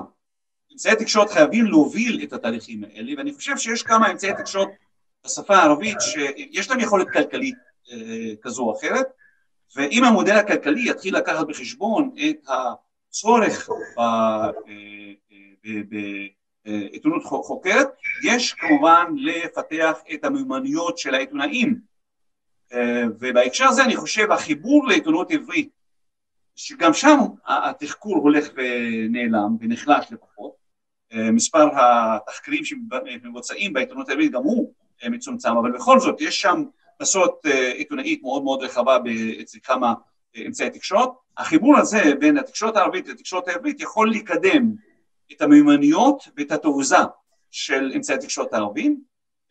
ודבר אחרון, אני חושב שאנחנו כחברה ואנחנו כעיתונאים, אני אומנם לא עיתונאי, אבל מעניין אותי וחשוב לי מאוד העבודה העיתונאית, אני חושב שהעיתונאים צריכים להעיז יותר לקחת על עצמם את העניין הזה. המון תודה. חולוד? אני מסכימה כמובן עם מה שאמל אומר, אבל אני רוצה להתחיל באופן הפוך לגמרי. בכלל עיתונות חוקרת, אין בכלל עיתונות חוקרת קיימת, הג'אנר הזה קיים או שלא. כאילו פעם היה לנו כל מיני תוכניות, אם אתם זוכרים, זה רפי גינת ואני לא יודעת מי עוד, אבל כיום חוץ מהעובדה שגם כאן התוכנית של העובדה היא לא קיימת בכל העונות, זה עונה מסוימת, גם שנה שעברה לא הייתה בכלל. אז בכלל כל הג'אנר שנקרא עיתונות חוקרת הולך ונעלם, ואני מבינה את זה, אני מסכימה לחלוטין עם אמל, הוא נדרש, זה לא שכל העיתונאי יכול להיות תחקירן, ולא כל תחקיר, היום רוב מי שעושה את התחקירים עושה את זה כסרטי תודעה, סרטים דוקומנטריים, פחות עבודת תחקיר של ממש, מה שהיה בעבר. לא כל עיתונאי יש לו את הכלים ויש לו את המיומנות ויש לו את היכולת הזאת לעשות תחקירים עיתונאיים. ולזה צריך גם כן לפתח אנשי צוות ואנשי מערכת בג'אנר הזה ולמד אותם. בכלל למה שומרים כארגון קם, שנה שעברה, לפני שנתיים קם ארגון שנקרא שומרים, כי הג'אנר הזה הולך ונעלם, אז בא ארגון כמו שומרים ואמר אוקיי, איפה שיש את המחסור הזה, אני עושה את העבודה ואני מנסה לדחוף לעוד תחקירים, וזה בדיוק מה שעושים הרבה ארגונים בעולם, ואם זה בירדן יש לנו את אריץ' שעושה את כל העבודה בעולם הערבי, מנסה לזרום תחקירים, שם הוא משלם להם, רוב אמצעי התקשורת היום מעדיפים לא להיכנס לקטגוריה לנישה הזאת שנקראת תחקירים, היא גם כן דורשת המון כסף, דורשת המון משאבים, באם זה עורכי דין מתלווים לתחקיר עצמו, באם זה מצלמות, באם זה ימי עבודה, וגם כן דורשים כל מיני בעיות עם הדירקטוריונים. אנחנו זוכרים את אילנה דיין במקרה של ישראל, ברגע שפרסמה את התחקיר, היא עלתה כמה פעמים לפרומו ופרסמה על התחקיר הזה, ובסוף התחקיר עצמו לא עלה, או שעלה, אני כבר לא זוכרת נדחה בשבועיים. אז כן, קמים כל מיני ארגונים, אם זה אריש בירדן שעוזר לכל העולם הערבי, אם זה IMS שעוזר גם כן בין היתר למזרח התיכון, ואם זה GIGN שזה Global Investigative Journalism Network, לא משנה, יש הרבה ארגונים שהיום לוקחים את העבודה הזאת על עצמם ועושים, מנסים לדחוף עיתונאים לעשות תחקירים, כמובן שמממנים אותם מהרגע הראשון עד שהתחקיר עצמו מוכן, ומנסים גם כן למצוא לו פלטפורמה לפרסם אותו. אז בכלל, עיתונות חוקרת כג'אנר הולך ונעלם לנו. עכשיו, נתמקד בעיתונות הערבית. אמל ג'מאל אומר שבכלל לא, אני אומרת שכן, אבל צלע ממש, כאילו, לא שאין ממש שאין, יש, אבל עדיין הוא לא מפותח, הוא צריך כל מיני עבודה, כל מיני שלבים עד שיתפתח ויגיע למצב של עיתונות חוקרת של ממש. אנחנו באתר בוקרה, היות ואני מייצגת כאן אתר בוקרה, למרות שאני גם עובדת וממנכ"לת את העולם, ותכף אנחנו נדבר על זה גם כן, עשינו כל מיני תחקירים. אני זוכרת אז שהיה רצח בכפר דבוריה ב-2016, אז נרצחו בני משפחה אחת, 4 או 5, עשינו כל מיני תחקירים שהתלוו לטבח הזה, ואכן זה היה לו סוג של מצד אחד הציבור קלט את זה, ומצד שני היה סוג של תחקיר שהוא ממש תחקיר, אבל מעבר לזה היו לנו גם כל מיני ניסיונות שהם ממש, אני לא יכולה להגיד שהם הכי מוצלחים, אבל מגיעים לרמה שהיא מקובלת מבחינה הזאת של מה שנקרא תחקיר עיתונאי. אכן, העיתונות הערבית, אם נתייחס למפה בישראל, יש לנו כמעט ב-263 עיתונאים, שליש מהם הם עיתונאיות. להצביע על אחד, כמו נגיד רביב דרוקר בתקשורת הישראלית, אילנה דיין, רפי גינת, נצביע על אחד שהוא עיתונאי חוקר כמעט בקשה, למכן נתבע ואומר את אבו ואאל עווד, למרות שהוא עזב את זה וכבר לא מתעסק בתחקירים. לגבי החסמים והבעייתיות של, אני מסכימה לחלוטין עם מה שאמל אמר, יש מבנים מערכתיים, זה עבודה שהיא דורשת המון משאבים, זה עבודה גם כן שמתלווה לחסמים חברתיים, החברה עדיין לא בשלה לתחקירים עיתונאיים, גם המערכות עצמם, נניח והמערכת ממומנת על כל מיני מפרסמים, לצורך העניין בנק הפועלים, ועכשיו יש לנו פרשה מאוד גדולה, לא שיש, אני נותנת את זה לדוגמה, יש פרשה כיום על בנק לאומי, אז רוב האתרים כן לא יתעסקו בזה ולא יזמו, אז יש את החסמים הקיימים שזה ההון שלטון ופרסום, יש את החסמים החברתיים שהם החברה עצמה, ואם זה רשויות מקומיות, איך שאמל הזכיר, ואם זה גם כן החברה, אנשי הדת עצמם, נניח, לא שנניח, פעם היה מישהו יזם תחקיר על כל עניין טיפולים ללהט"בים, אז התחקיר הזה התלווה גם כן לסוג של מלחמה נגד מי שיזם את התחקיר, ובסוף גם כן לא שעשו אותו, עשו אותו בערוץ 13, לקחו את המשך העבודה והמשיכו את התחקיר עצמו. זאת התמונה הכללית.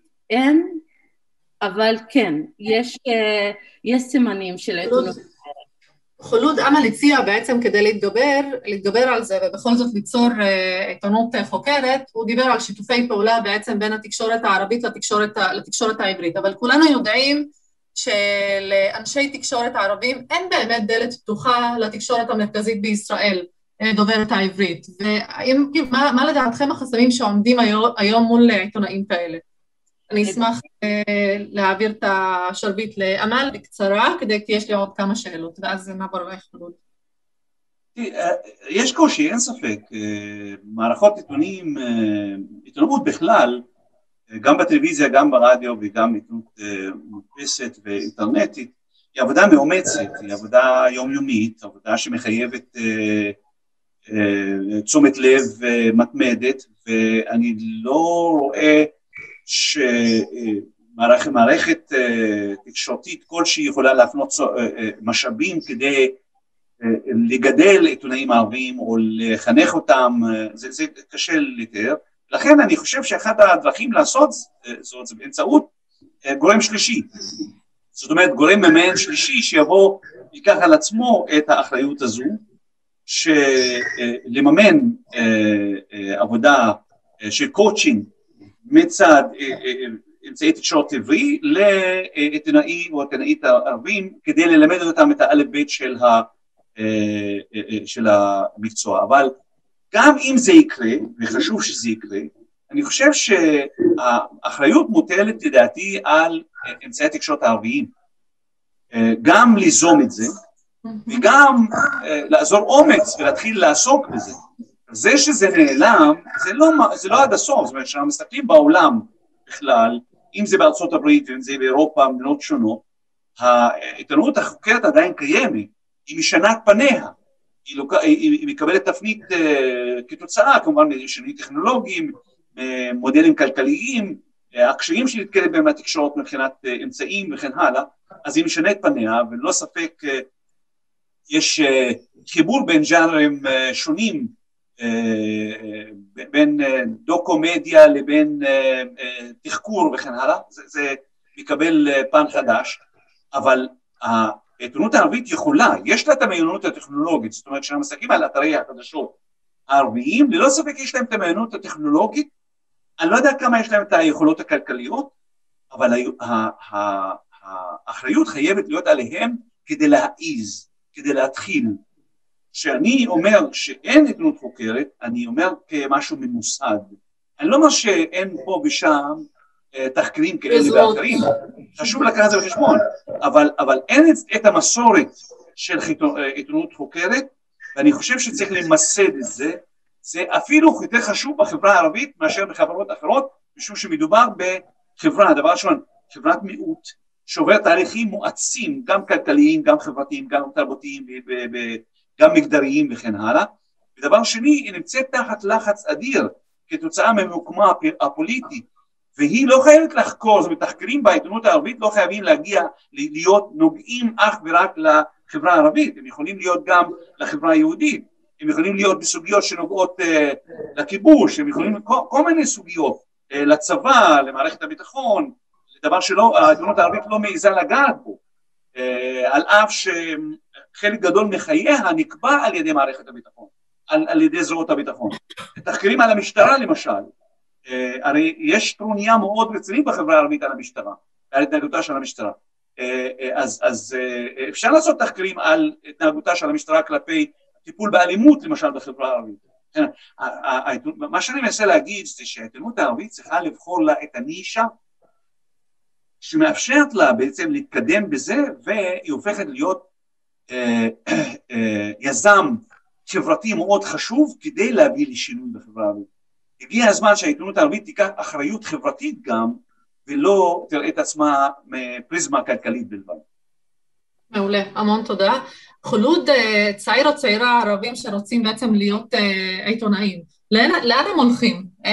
אם לעיתונאי הערבי אנחנו יודעים שאלו מקום בתקשורת דוברת העברית, אז לאן הוא אמור ללכת? מה הוא אמור לעשות כדי להתפתח וכדי להגיע להיות האילנה דיין הבאים, או רביב דרוקר הבא?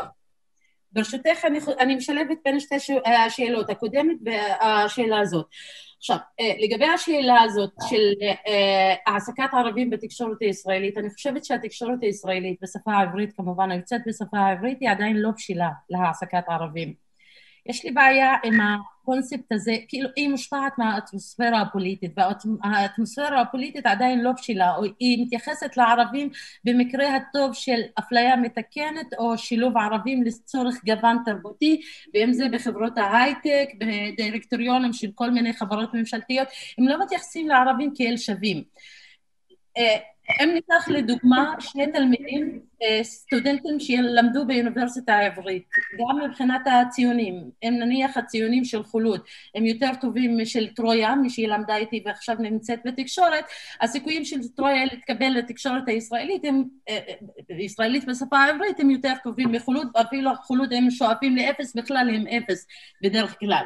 אז עדיין התקשורת הישראלית לא בשלה, במקרה הטוב מתייחסים או מעסיקים את הערבי, בנישה של הערבי, לסקר את האוכלוסייה הערבית, והיא נשארת במקום של לגוון את המערכת עצמה, להגיד אוקיי, אנחנו פה, יש לנו גוון תרבותי, יש לנו את הערבי והאתיופי ואני לא יודעת מה, ותמיד נמצא בנישה הזאת שנמצאת כתב לענייני ערבים. אבל מה, נניח סטודנטית כמו נסרין חאג' יחיא, שהיא אכן מתמחה בכלכלה, ויודעת מה זה כלכלה, ויודעת לקרוא את הבורסה, וניירות ערך, ומבינת עניין, והיא פונה לאחד האתרים, ואומרת, אוקיי, אני רוצה להיות כתבת כלכלה, כתבת הון, אני לא יודעת איך נקרא לזה, הסיכויים שלה הם אפס. מה שעוד שגם העיתונות הישראלית, בשפה העברית, היא מועדון של חברים, חבר מביא חבר, אז זה... צריך לזכור שכולם מגיעים מגלי צה"ל בדרך כלל, וזה מקום שהוא סגור לאוכלוסייה. לא כולם, הרבה מהם.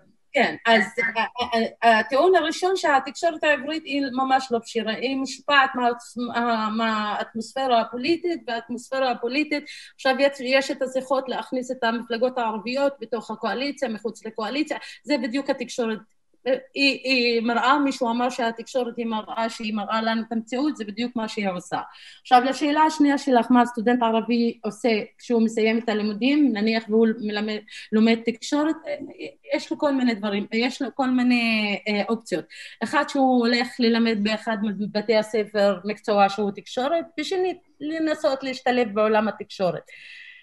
יש מעט מאוד שהשתלבו בעולם התקשורת והוכיחו באמת שהם נמצאים על המפה והוכיחו יכולת מאוד מאוד טובה, ביניהם פורת נסר, פירס חטיב, מי עוד אני זוכרת, יש לנו עלי מוגרבי בתקופה האחרונה גם כן הולך ומתמקד ומתמסד די טוב בתקשורת בשפה העברית. מוחמד מג'אד, נכון. אני אישית הייתי מעדיפה שהמסלול של הסטודנט הערבי יעשה ככה, באמת שהוא ייכנס, ישתלב בתקשורת העברית, מלכל האוניברסיטאות הן מלמדות אותך את העיוני, אמל מכיר את היברמאס, הוא מלמד את היברמאס, הם מלמדים הרבה עיוני, תיאוריה, אז הם לומדים שם את התיאוריה, את המקצועי, הם יקחו את זה בכלי התקשורת, ואני מעדיפה שאכן יהיו חלק מכלי תקשורת שהוא יוצא בשפה העברית, שהוא ישראלי, ואחרי זה הלאה, ימשיכו הלאה לתקשורת הערבית, כי שם אנחנו באמת צריכים אנשים שהם מוכשרים, שינסו כמה שאפשר לעבוד עם התקשורת הזאת. ואגב, יש ניסיונות בתקופה האחרונה, הזמן שלנו הוא קצר, ויש לי שאלת סיכום אחרונה לשניכם, וממש מעניין אותי, כאילו, איפה הייתם שמים את הדגש? ואיפה אתם חושבים שזה יכול להתפתח יותר מהר? תקשורת הערבית חזקה, בעלת מאפיינים עיתונאיים מובהקים, או חדירה מסיבית יותר של העיתונאים הערבים, כמו אלה שהזכרת לפני חצי דקה, לתקשורת דוברת העברית. ואם בכלל יש פתרונות בקנה, ואני אשמח לתשובה קצרה בת דקה וחצי מכל אחד מכם. תודה. שניהם, למה זה חייב להוציא אחד את השני? אני לא חושב שאו שישתלבו בעיתונות ערבית, או שישתלבו בעיתונות עברית, אפשר שניהם, ואנחנו רואים את זה קורה. אני מסכים עם חלוד שיש חסמים מאוד רציניים בעיתונות העברית לקליטת עיתונאים ערבים, זה מתחיל, אני חושב שזה יתפתח קצת, אבל יש לו סף מסוים, סף קיבולת, כי כפי שאמרה, בסופו של דבר מגייסים עיתונאי ערבי כדי לסקר את החברה הערבית, ולא סוגיות מרכזיות שמעסיקות את החברה היהודית גם, וזה מגביל מאוד, אבל ההשתלבות הזו חייבת לדעתי להיות תוצאה של ניסיונות של העיתונאים הערבים להשתלב. אני חושב, אני מאלה שמאמינים שכמו שחירות לא ניתנת אלא נלקחת, גם השתלבות נלקחת, היא צריכה להיעשות, היא צריכה להיעשות על ידי אלה המפסידים מחוסר ההשתלבות. עכשיו כמובן יש חסמים פוליטיים, יש חסמים אחרים, תרבותיים בוודאי, לינגוויסטיים. אני חושב שיש מספיק עיתונאים ערבים שהם מקצועיים, דוברי השפה הערבית על פוריה, יש להם יכולת אומץ גם לעשות את העבודה באופן מקצועי ביותר, ולכן אלה צריכים להשתדל לעשות כן, ואני חושב שהמציאות בסופו של דבר כופה את זה. למה? כי כשאנחנו מסתכלים על שנות ה-90, אז נפתח אופק מאוד רציני של העיתונות הערבית בעולם הערבי, והשתלבו שם כמה עיתונאים ועיתונאיות ערבים בתחנות שידור, בעיקר טלוויזיה מהעולם הערבי, אם זה אל-ג'זירה, אל-מיאדין, אל-ערבייה וכן הלאה. האופק הזה הולך ונסגר, כי העיתונות הערבית בעולם הערבי גם משתנה, וההתעניינות במה שמתרחש כאן הולך ומשתנה, וכתוצאה מזה האופק הזה נסגר. לכן יש להם שתי אופציות עיתונאים ערבים, או ללכת לעיתונות היהודית, העברית, או ללכת לעיתונות הערבית. אני חושב ששניהם חשוב מאוד שיתפתחו. אני לא חושב שהאוניברסיטאות מתפקידן לחנך איך להיות עיתונאים. יש מסלולים אחרים, אלטרנטיביים לעניין הזה, ועיתונאי שרוצה להיות, כשאנחנו מסתכלים על העיתונאים שמגיעים לעיתונות העברית, אין ספק שכמעט 50% מהם מגיעים מגלי צה"ל, ויש 50% שמגיעים ממקורות אחרים. אז אין גלי צה"ל לעיתונאים הערבים, אבל יש מקורות אחרים, ואני חושב שראוי להסתכל על זה. אחד הדברים שככה הפריע לי שהגעתי למרכז אלה, ואני מקצר, זה כשניסינו לעשות קורסים לעיתונאים, מספר העיתונאים שהגיע היה מאוד מאוד מצומצם, מאוד מאוד קטן. למה? כי הרבה מהם שכבר מועסקים לא ראו צורך להשאיר את הידע או להתמקצע. אחד, שניים, הרבה מהם לא רצו לצאת ממערכות העיתונים כדי ללמוד, כי אין להם איפה לחזור, זה משוק העבודה מאוד מאוד מצומצם, מי שכבר מצא עבודה זה כבר לא רצה לעזוב, וכמובן המודל הכלכלי של אמצעי התקשורת עצמו לא מעודד. זאת אומרת, כאשר אמצעי תקשורת מרכזי מעסיק תלמידי י"ב לפי שעה כעיתונאים, אז איזה סיכוי יש לעיתונאים מקצועיים באמת לקבל משכורת שאפשר לחיות ממנה באמצעי תקשורת כאלה. לכן האתגר הוא מבני, לכן אני רוצה להדגיש בסוף דבריי עוד את הדבר שכבר אמרתי קודם, וזה המעורבות של גופים שלישיים. אני יודע, קצר, המעורבות של גופים שלישיים, את הארגונים מסוגים שונים שיש להם את היכולת המקצועית, ויש להם את המשאבים הכלכליים, ורוצים וחשוב להם אידיאולוגית לקדם עיתונות חוקרת, עיתונות מקצועית, חייבים לקחת את החברה הערבית והעיתונות הערבית כפרויקט, כדי באמת להשריש שם את היכולות האלה, ולקדם את התחום הזה, וזה לדעתי ייצור שינוי אדיר בכל העולם העיתונאות והאחריות החברתית של עיתונות. אני בטוחה שמקשיבים לנו גם מארגוני חברה אזרחית וגם מגורמים פילנטרופיים, והרמת פה הרמת להנחתה, אני מאוד מקווה שמישהו יעשה מעשה ויאמץ את ההמלצה שלך. חולוד ממש בחצי דקה, כי זמננו באמת תם לפני שלוש דקות.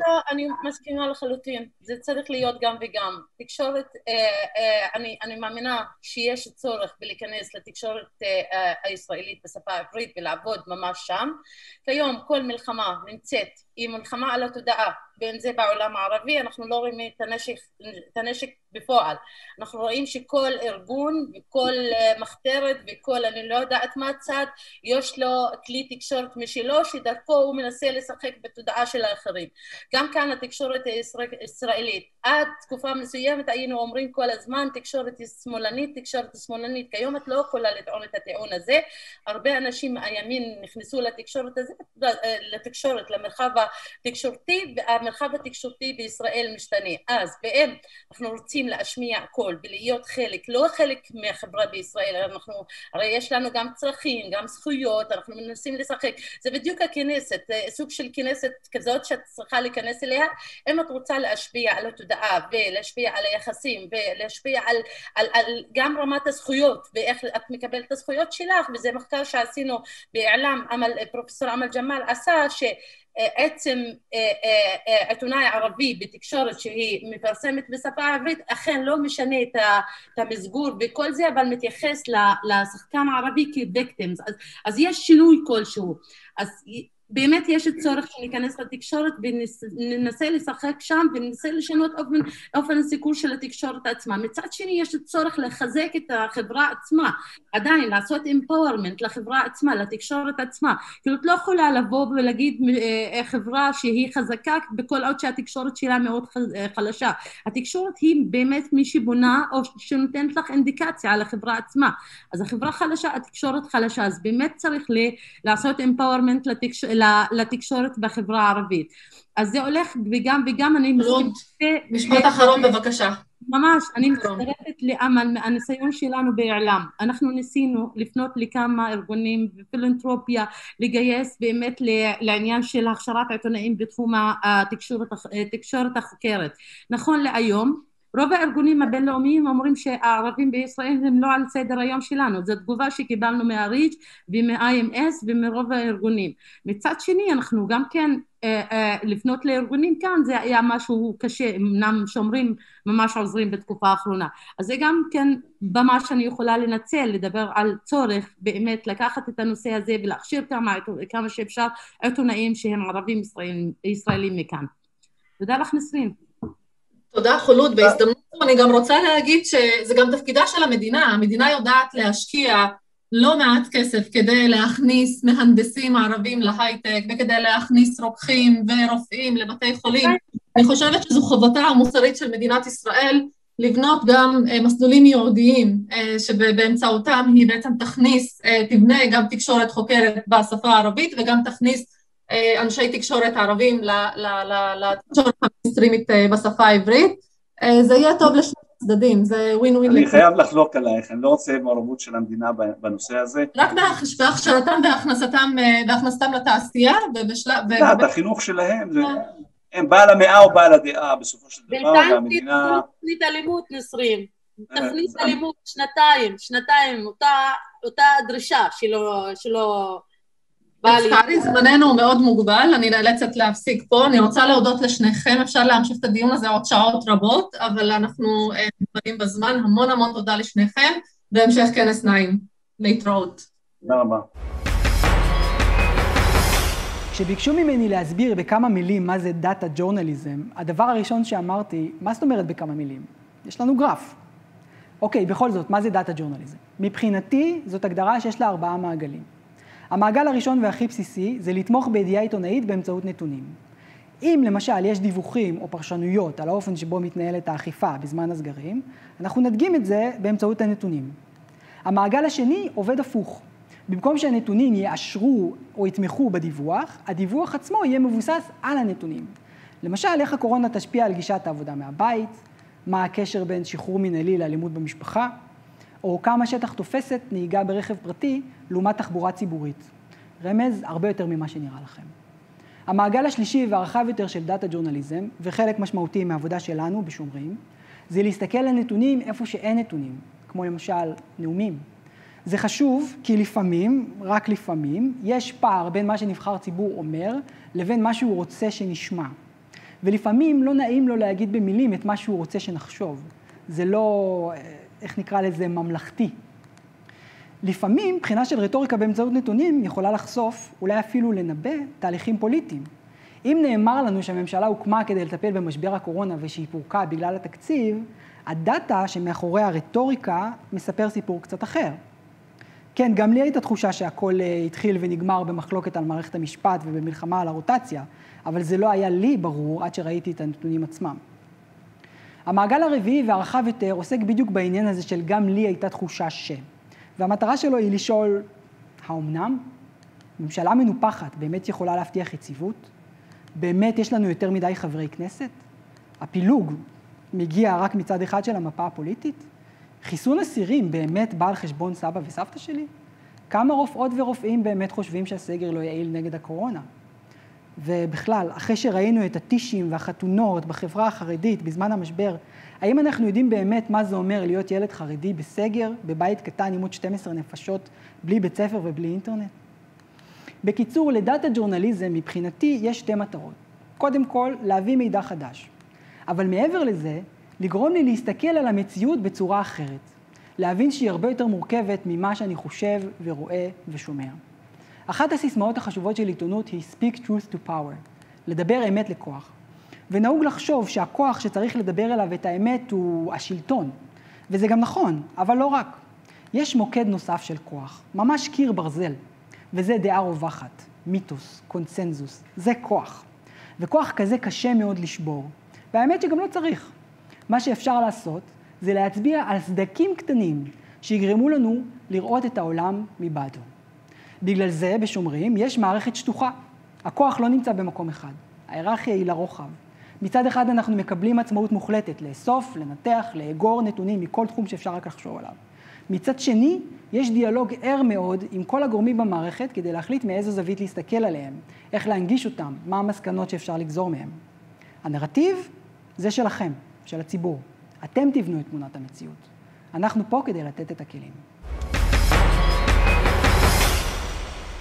Joining us now is ריצ'רד, the president of ProPublica since 2013.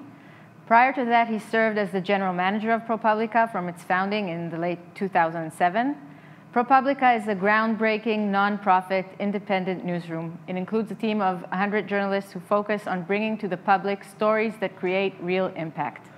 And if recognitions and awards are an indication for success, then the 6 Pulitzer Prizes ProPublica have won over the years alongside other tens of prestigious awards proves it. He's also a member of Shomrim Advisory Committee, and we're thankful for him for that.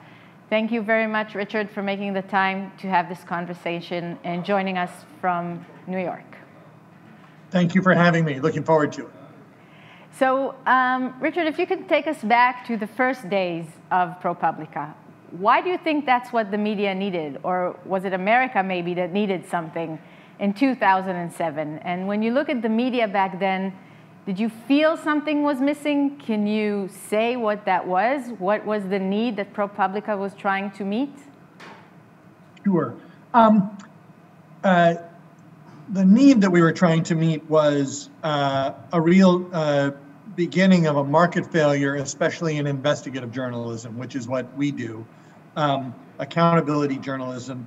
You know, ironically, in this country, in the U.S., the best year in the history of the American newspaper business was the year 2000.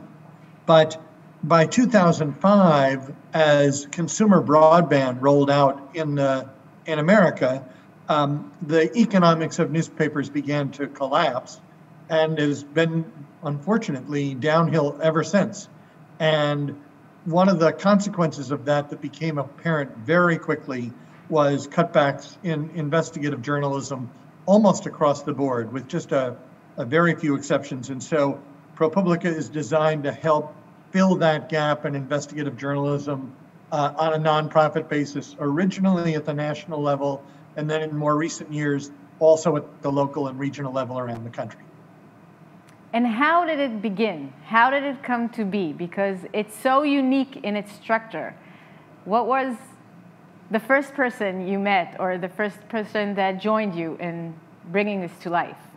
So we were enormously fortunate. ProPublica was in many ways the idea of 2 philanthropists, a married couple named Herb and Marion Sandler from San Francisco, who had built a very successful bank, which they sold in 2006 for a great deal of money. And they had been active philanthropists before that, but once they sold the bank, they decided to spend the rest of their lives, and did spend the rest of their lives as full-time philanthropists. And one of the most important initiatives they wanted to do was in investigative journalism. They went around this country and talked to a number of people about what they might do. Those included Paul Steiger, who was then the managing editor of the Wall Street Journal, someone with whom I had worked, and his vision was that we could create a nonprofit newsroom, publishing digitally and sharing our biggest stories with leading news organizations, which would publish them in partnership with us, thus enabling us to get audience very quickly. And the Sandlers committed up to $10 million a year for 3 years to give us the ability to start going. And so we did, and began publishing in mid-2008. So like you say, ProPublica is an investigative journalism organization. It has several unique aspects. One of them is being nonprofit, relying on donations rather than on advertisement. And so how do you ensure financial stability? Is there a difference between a media company that is for-profit than one that is nonprofit? And how does that change the news environment, being nonprofit? Yeah, I'm not sure it changes the approach to the news. I mean, good news organizations need to be, and I hope are, independent of their funding sources. With nonprofit, you are looking to donors, and 98% or more of our revenues from that day to this come from donors. At this point, the Sandler Foundation is still a very important donor, but it's now, I guess, about 8% of funding, something like that, down from almost all of it at the beginning. And we had 43,000 donors last year. So but you need to be independent of your donors, just the way traditional media needed to be and needs still to be independent of advertisers. Yeah, definitely. ProPublica is also a role model, I think, for an organization that operates in transparency. And it's really important for me to hear why is it important for you. And developing unique tools like the data store or opening databases. Tell us more about these tools. And this is not what an ordinary media organization does. Why do you do it? Why is it important for you not only to do investigative journalism story, but do something that's broader, that can be more helpful for journalists, even if they don't come from ProPublica? Right. Well, I think one of the things is if you are operating as a nonprofit, that means you're being given some advantages, especially in the U.S. Contributions from Americans are tax deductible, which is a big advantage and helps nonprofits here raise a lot of their money. And in that public spirit, we try to operate really under a culture of sharing. So for instance, almost all of our stories are available for free republication by anyone under a Creative Commons license. And as you say, we've, from the beginning, put an emphasis on doing data journalism that not only can tell important stories, but can facilitate others doing those stories. So for instance, early on, we launched something called Dollars for Docs, which well before it became a similar effort was done by the federal government in this country, revealed all pharmaceutical company payments to doctors. And we did some interesting stories off of that database, but we also made it possible for people to search for their own doctor.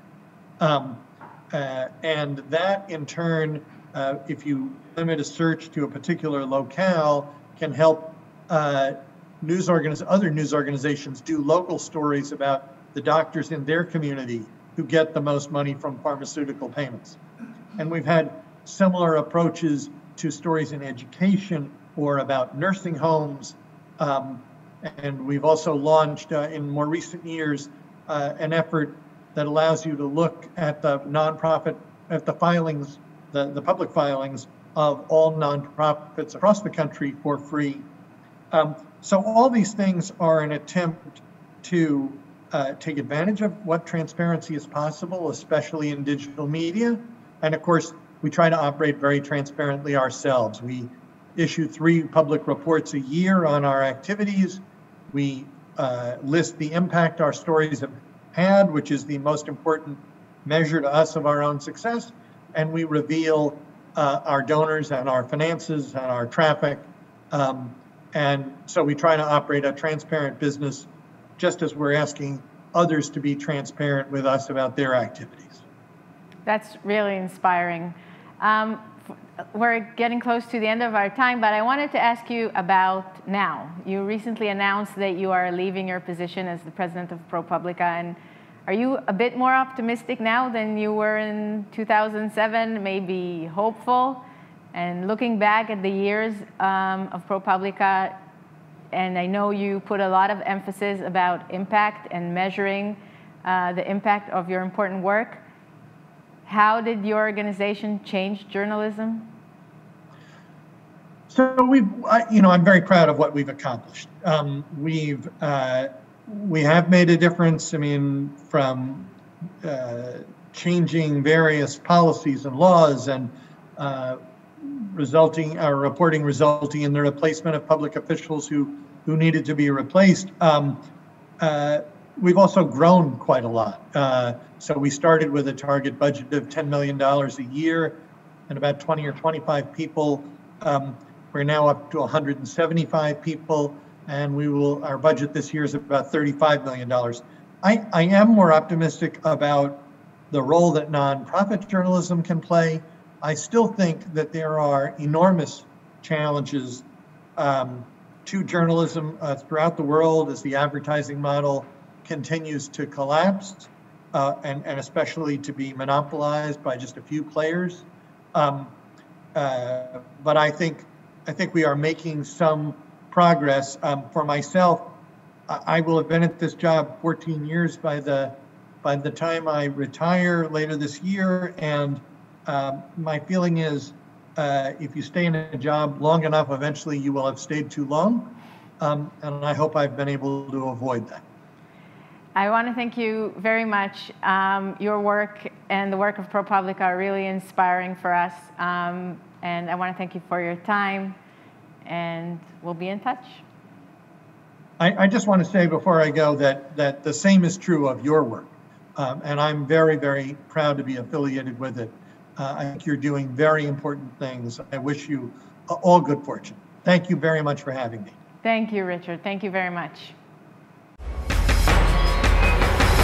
הפאנל הבא שלנו יעסוק באחד הארגונים העיתונאיים המסקרנים בעולם. ה-ICAJ, ראשי תיבות של הקונסורציום הבינלאומי לעיתונות חוקרת, הוא גוף מדיה שלא למטרת רווח. הוא הוקם בוושינגטון ב-1997, ובשנים האחרונות משמש כמעין מערכת מרכזית שאליה מגיעות הדלפות ענק של מסמכים. ה-ICAJ מבצע ניתוח ראשוני של המסמכים, בונה סביבה מערכת טכנולוגית מורכבת המאפשרת חיפוש וסריקה שלהם, ומעמיד את כל המכלול הזה לרשות כ-260 עיתונאים מכל העולם החברים בו. העיתונאים בתורם נדרשים בתמורה לשתף פעולה בביצוע התחקירים ולחלוק ביניהם את הממצאים. במהלך השנים הביא המודל הייחודי הזה לחשיפה של אינספור סיפורים. על קצה המזלג נזכיר את הפנמה פייפרס, את המסמכים הפנימיים של הממשל הסיני המתארים את ההתעמלות במיעוט האויגרי, את מסמכי פרדייס שעסקו בהעלמות ומקלטי מס, את הפינסן פיילס שעסקו בתנועות כספים חשודות, והרשימה עוד ארוכה. על החשיפות האלה זכה ה-ICAJ בפרסים רבים ובראשם הפוליצר ב-2017. השנה הוגשה מועמדותו של הארגון לפרס נובל, לא פחות. בואו נעבור כאן למשתתפי הפאנל שלנו. Elena, Uri, thank you very much for being here with us today. Let me introduce you briefly and then we'll go into the interview itself. Will Fitzgibbon is a senior ICAJ reporter. He's also ICAJ's Africa and Middle East Partnership Coordinator. He took part in the Panama Papers investigation, Fins and Files investigation, and the Paradise Papers investigation. Elena Chosic is the ICAJ's training manager. She's also East Europe Partnership Coordinator and part of ICAJ's data team. She took part in the Fins and Files investigation, China Cables investigation, and the Luanda Leaks investigation. Uri Blau is an investigative journalist with over 20 years experience exploring political corruption, national security, and transparency issues. His work appeared in Haaretz, BBC, AP, and other outlets. Blau took part in various ICAJ projects, including the Panama Papers. Last September, he published with Shomrim a series of investigations that were based on ICAJ's Fins and Files. Will, let's begin with you. Can you give us a brief introduction about the ICAJ and its important role these days? Thanks, Eyal, and it's great to be here. ICAJ has existed as an organization headquartered in the United States for over 20 years now, but I think many people will know it best for its work over the past 6 or 7 years relating to a series of leaks centered on the offshore world, the world of tax havens and financial secrecy. What ICAJ does is twofold. It is both a team of journalists, data journalists, computer engineers, and researchers, and then also a team that spends, like me, a lot of time coordinating journalists on cross-border global projects. ICAJ is unique in that what we do must always have a certain threshold of internationality. That means we don't publish investigations with 2 or 3 countries involved, but rather 20, 30, or 100 countries. And although it might seem commonplace nowadays, when journalists and members of the public talk often about collaboration, as I'm sure my colleagues Yelena and Yuri on the panel will also be able to speak to, organizing systems and processing millions of documents of data so that hundreds of reporters from every country around the world potentially can access that data and can be convinced culturally to work together in a team that agrees to follow certain deadlines and to publish a global investigation together is not something that happens overnight. So ICIJ, I think, is unique in what it does in terms of a cross-border news organization that really aims to publish stories with global resonance at regular durations. I mentioned before in my Hebrew introduction, the Pulitzer Prize and the Nobel Prize nomination. Obviously, that's very, very impressive, but I'd like to hear what, in your opinion, is the ICIJ's biggest achievement? I think for me, ICIJ's biggest achievement has been changing the global culture of investigative journalism. If we all close our eyes and think about what we grew up thinking an investigative journalist was, if we're a journalist or even if we're not a journalist, we associate it with probably an angry older man who smokes too much, drinks too much, sits in the back of a dark room and yells at everyone and works on his own. And that's key there, because what ICIJ has done over the years has encouraged journalists who maybe grew up in that culture to understand and see with their own eyes that the impact of your stories and the benefit for the global public is enhanced when you work with other journalists. That by sharing your leads, that by offering to help a journalist in another country, and that by coordinating with them, not only is the journalist's work improved because you can find more details, but the impact of your reporting is enhanced. And ultimately, that's why journalists become journalists, because they, I think, like I believe, there are systemic flaws within our countries and within the world that need to be addressed, and there are reforms available for those issues. And I think what ICIJ has done has really shaken up the world of investigative journalism to show and demonstrate time and time again through the impacts of projects like Panama Papers and like the FinCEN files that investigative journalism is more powerful when it's done collaboratively. Let's take a peek into the ICIJ's newsroom. How does that leaking system work? Do you get to know the whistleblowers, or is it all anonymous? It's a mix. And I would also say that ICIJ does not just do investigations based on leaks. We've produced a series of non-leak based investigations that look at industries in healthcare or the functioning and the weaknesses of institutions like the World Bank. But it's true that many of our big ticket investigations have in recent years been based on leaks. And what's great about that process is that the leaks come from all forms of different sources. One of our leaks on a smaller project called Mauritius Leaks literally arrived in the form of a USB key on my desk, for example. In the case of the Panama Papers, the Paradise Papers, and also FinCEN files, there were whistleblowers who provided these leaks to journalists, say in the case of the Panama Papers to German journalists. And to their credit, those German journalists understood that there was so much documentation and there were so many countries involved in these leaked material that it would be almost a scandal for one national newspaper to keep it to themselves. So these German journalists turned to ICIJ, said, here's the data, you at ICIJ have the technology, and you also have the experience in building these teams of global reporters. I think that's an important point to make, because journalists at ICIJ who also receive leaks and other journalists are not just passively sitting waiting for the next Panama Papers to fall from the sky. I think there's sometimes a misconception that investigations based on leaks are somehow quote unquote lazy. I would argue to the contrary, that the only reason journalists receive leaks in the first place is because there are whistleblowers out there who've followed the work of those journalists and believe that those journalists are the right people to exploit, understand, and publish information related to this leaked material. What that means is we never know if we'll get the next Panama Papers tomorrow, if we'll get it next week, or if we'll get another batch in 10 years' time. Okay, and since you mentioned that, so can you possibly give us even a tiny hint about the next story that's coming? I knew you'd ask, and you knew I'd say no. What I can say, though, is ICIJ always works on two strands. We're always ready to receive leaks from whistleblowers directly, but also from other journalists around the world. And that's why the work of people like Yelena and I and colleagues of mine is so important in that we're always expanding networks and relationships with new journalists, working with Shomrim, for example, for the first time. Part of my mission every week is to make sure I'm speaking to a new journalist from a new country and letting him, her, or them know that they can provide information to us. And then fingers crossed there is a whistleblower out there who also is paying attention.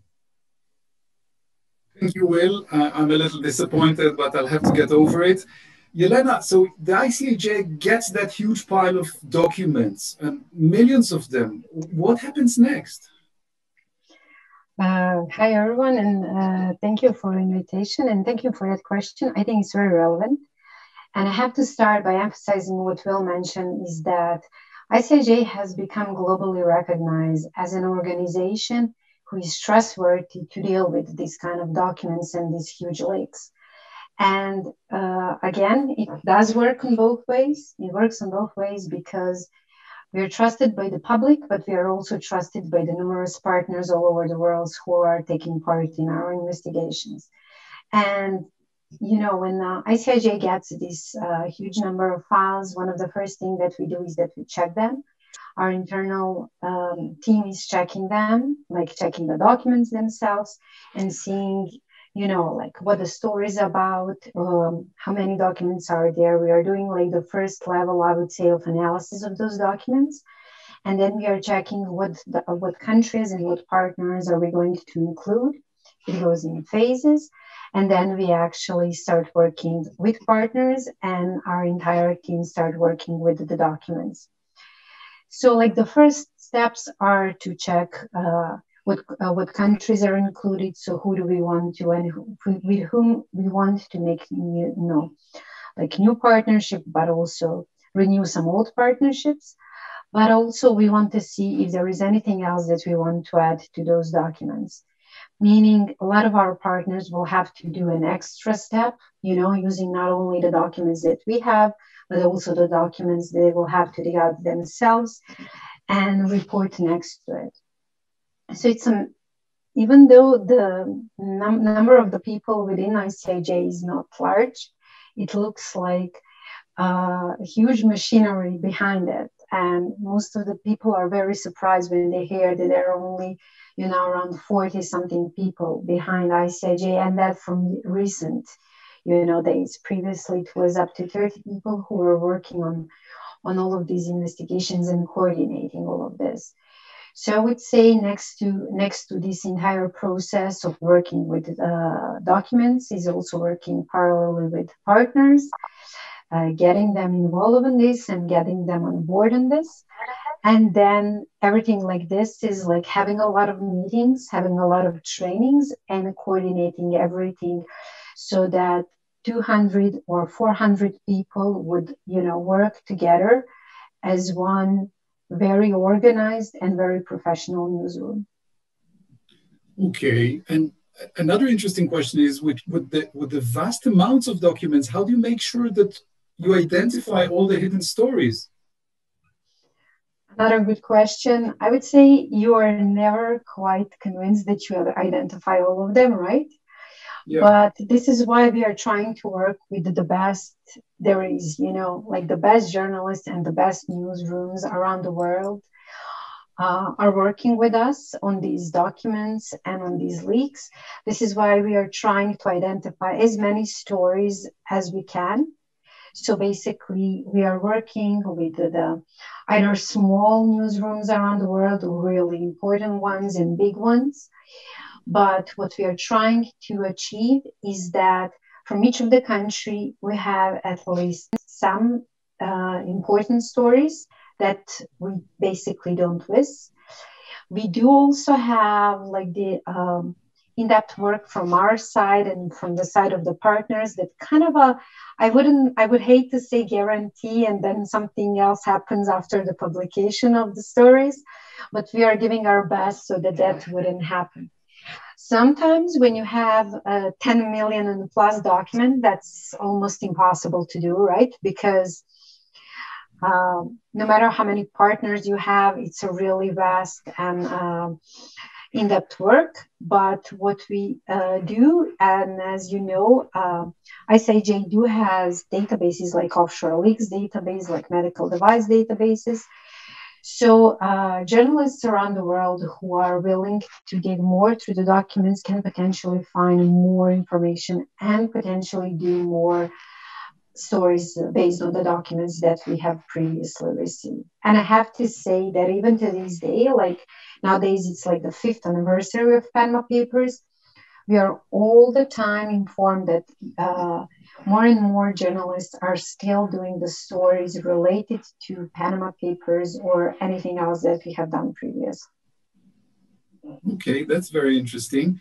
Can you describe the way investigation begins and then develops?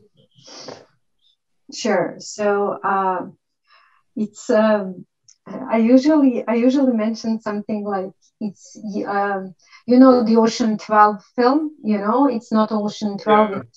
It's Ocean's. It's ICIJ's 400.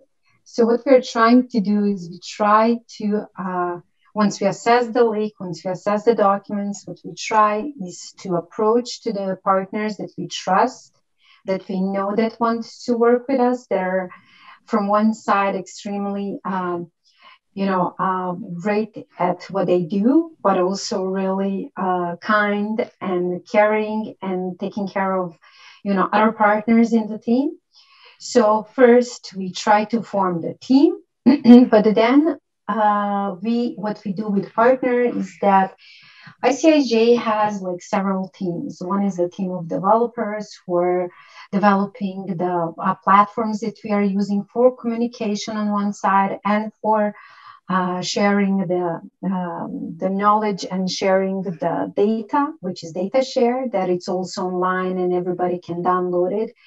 It's designed by our developers and it's extremely useful. So everybody who wants to use it can use it as a really convenient analyzing tool and platform. Then we have a data team, and data team analyzes documents in different levels, on different ways throughout the project and helping partners. I would say almost any story that has come out of any leak has a lot of data elements in it. And then, of course, we have the team of editors and reporters who are doing a massive job in reporting from this leak. Simultaneously with all of this, what we do with partners is that we train them into using the platforms, but also we train them into understand the data, knowing what to do with them, explain them what we have found, but they also explain us what they have found, because only if we work together, it works for all of us. Thank you. That's very interesting. Uri, your perspective is probably a little different. Let's take the Panama Papers as an example to your work. One morning you get access to 12 million documents. What do you do next with it? Yeah, well, first, thanks for having me here. It's a great question. It is indeed a massive trove of document, and its sheer size and cooperative aspects were pretty new at the time when we were first when I first got involved with the ICIJ and the Panama paper.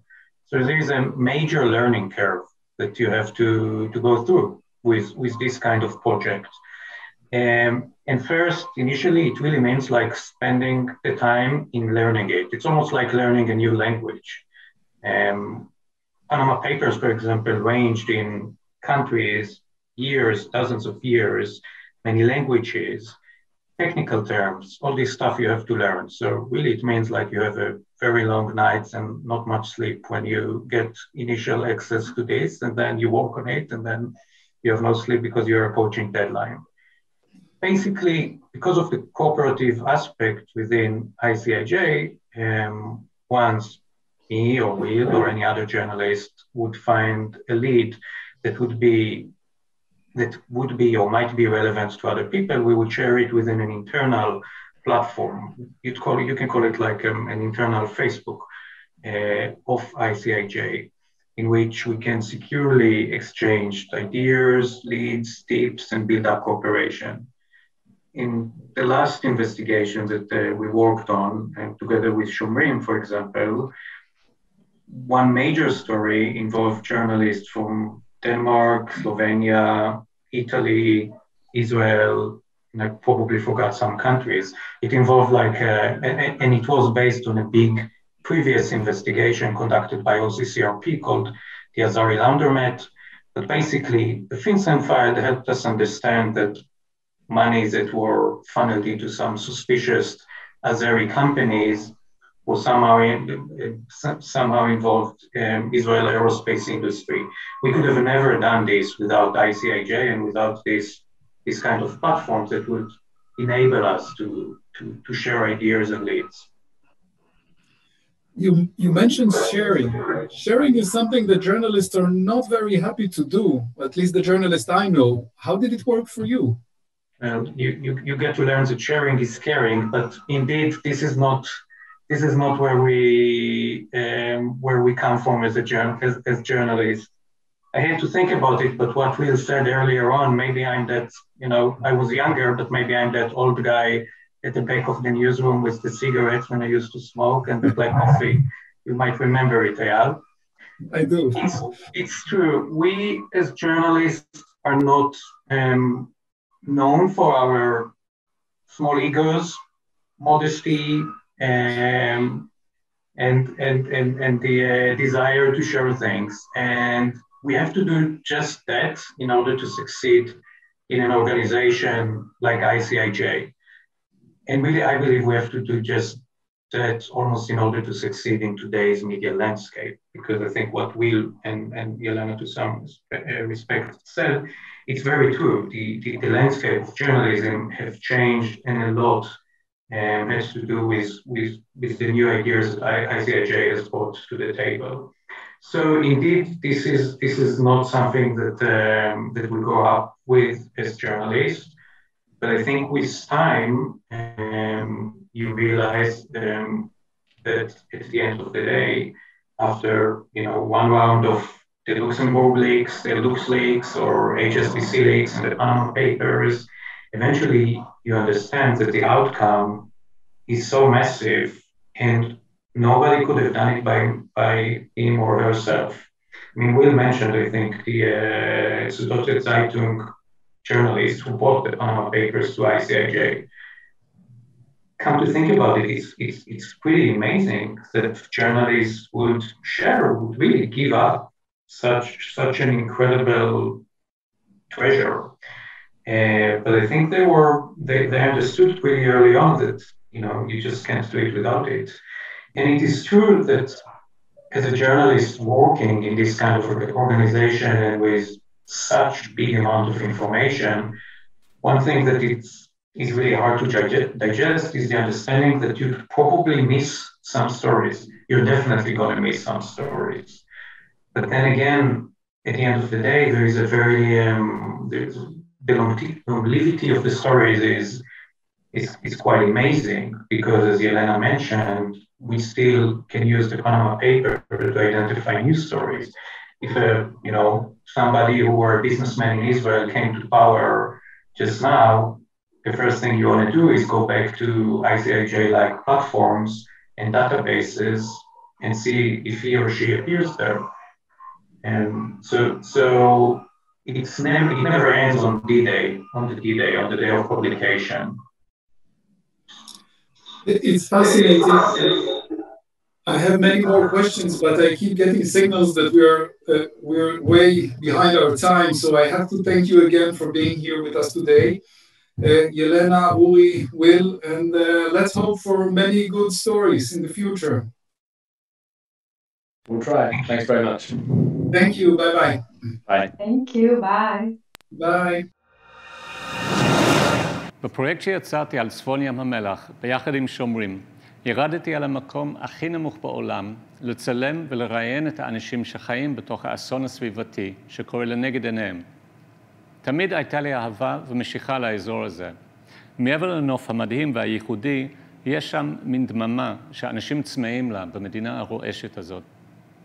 הים הוא חלק מהמורשת הישראלית, והוא אחד הנכסים הטבעיים הכי חזקים שיש לנו.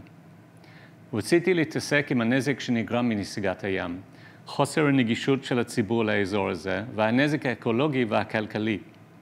רציתי לדעת אם יש עדיין פתרונות לבעיה, ואם כן, למה הממשלה לא מקדמת אותם.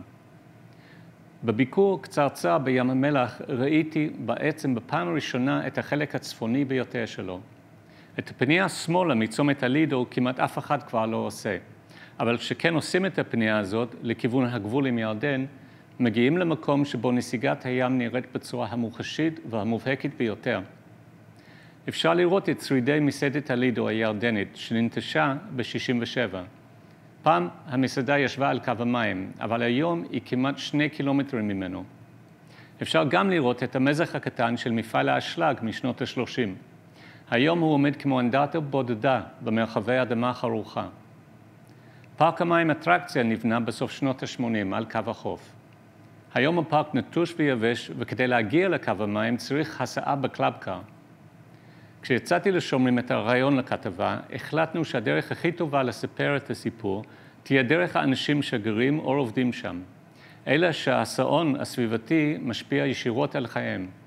רצינו לשמוע מהם על נסיגת הים ועל תופעת הבולענים, שהם יספרו על ההקפאה לתוכניות פיתוח ועל הנזק התיירותי והכלכלי שספגו.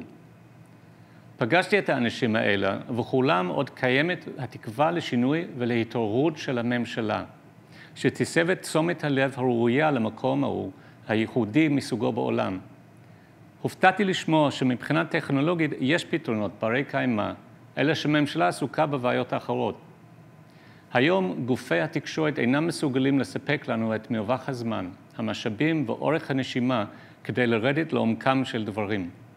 כך שלצד הסיפור עצמו, זה אחד הפרויקטים המרגשים שעשיתי, משום שהתאפשר לי לחקור ולצלול לעומק הנושא. נסעתי שוב ושוב אל האזור כדי להבין אותו, כמו שלא יכולתי לעשות ללא התמיכה של שומרים, וההתעקשות על סיפור ולא על דדליין. תמונה מוצלחת שווה 1,000 מילים, אבל לפעמים צריך גם טקסט.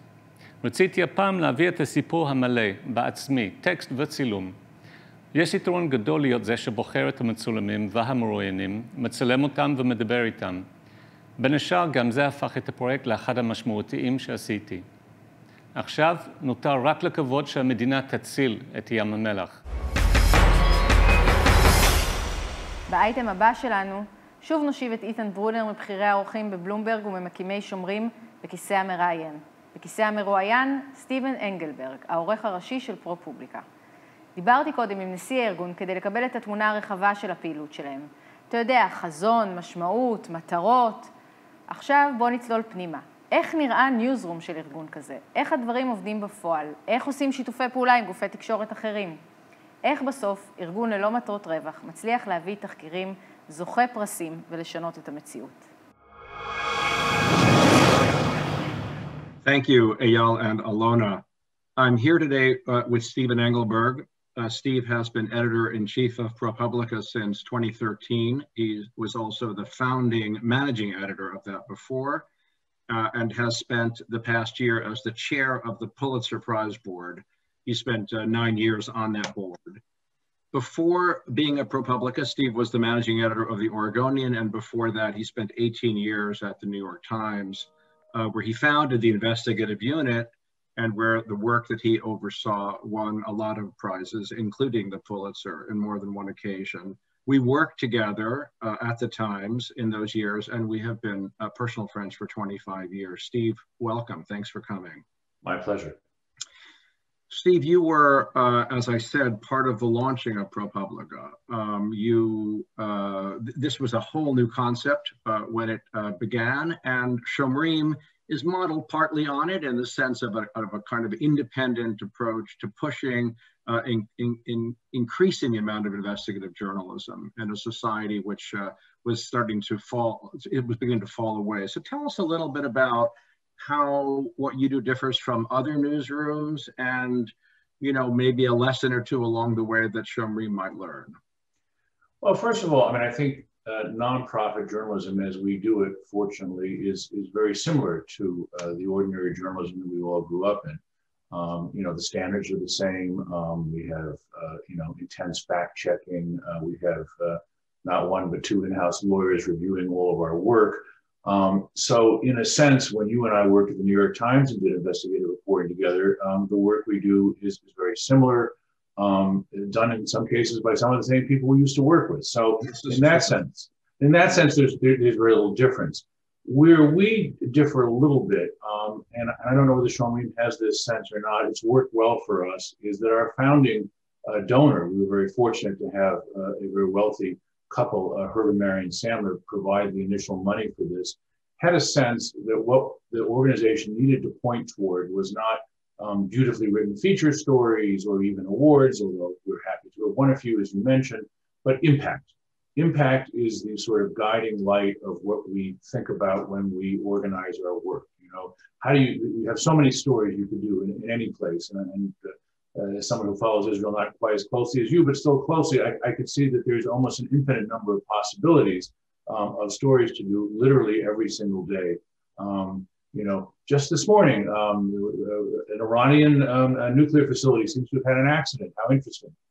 So one could be investigative in Israel, I think, infinitely. Where we point ourselves, and I think this has been valuable, is toward impact. Where can we do journalism that makes a difference? So the one thing that is different from my previous jobs is if I have a list of 10 stories, I try to choose the ones we might do where we could actually make a difference. That's actually really interesting. I want to ask you to go down a little deeper on how you define impact. Well, we're very clear on it, actually. It's interesting.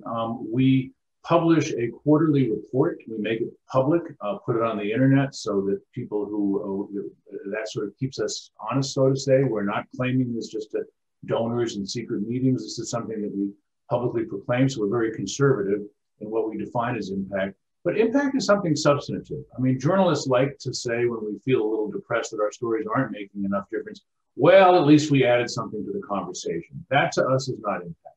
Impact is a law was changed, a man who was in jail was freed. And in the case of our coverage of the far-right neo-Nazi movements, literally a number of people who we identified as having participated in violence at Charlottesville back in the famous Unite the Right rally in 2017, as a result of our reporting, were indicted and sent to prison. So that is impact. It's a high bar. You don't need it in every story.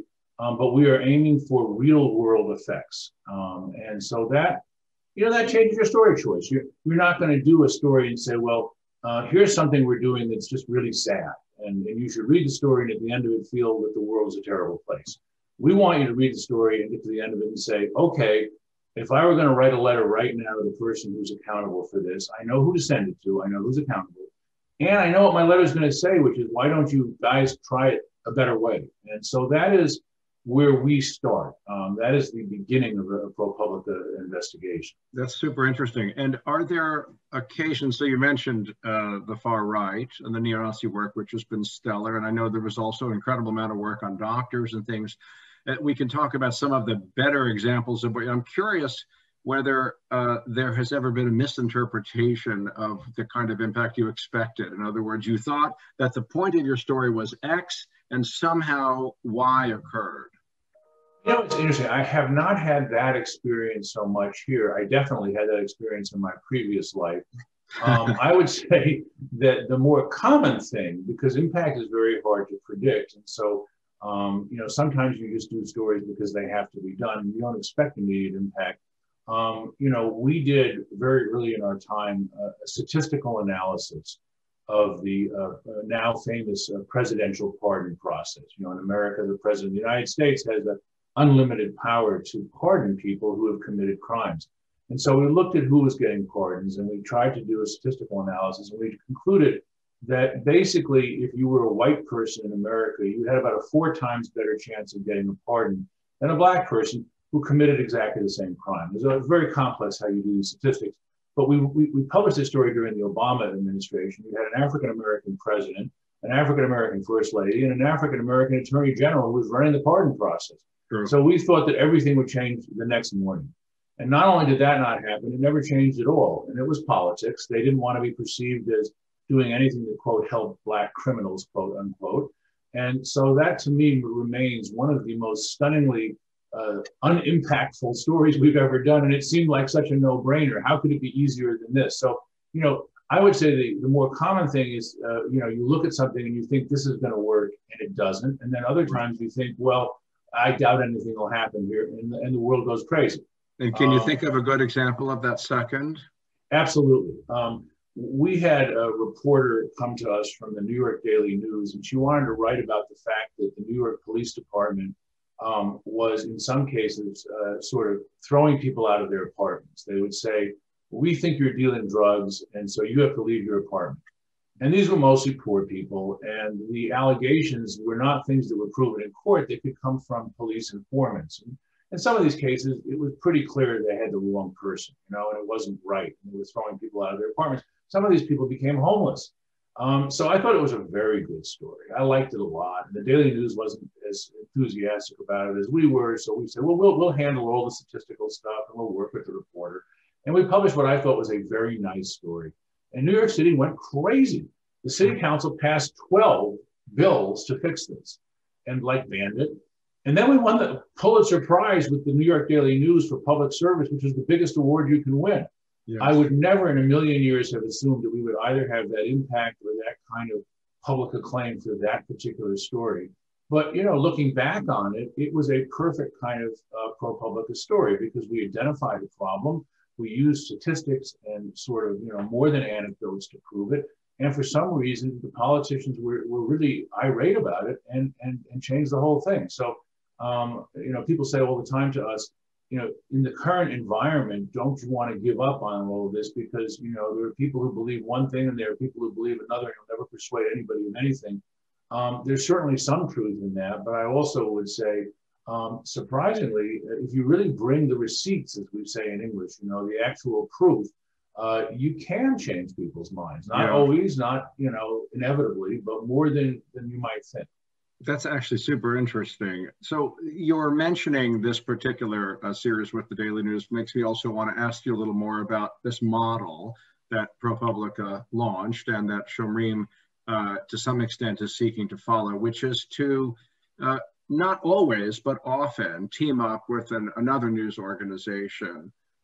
So talk a little bit about when you first started doing this and whether it was met with open arms or not, because I think Shomrim also has, you know, a mixed reception to this idea of, hi, we have something free for you. Yeah, sure, kind of thing, right? Yeah, I mean, I have to say, and you mentioned that I was the founding managing editor. The founding editor of ProPublica was Paul Steiger, who was leading a number of years, very successful years, as the editor of the American paper, the Wall Street Journal.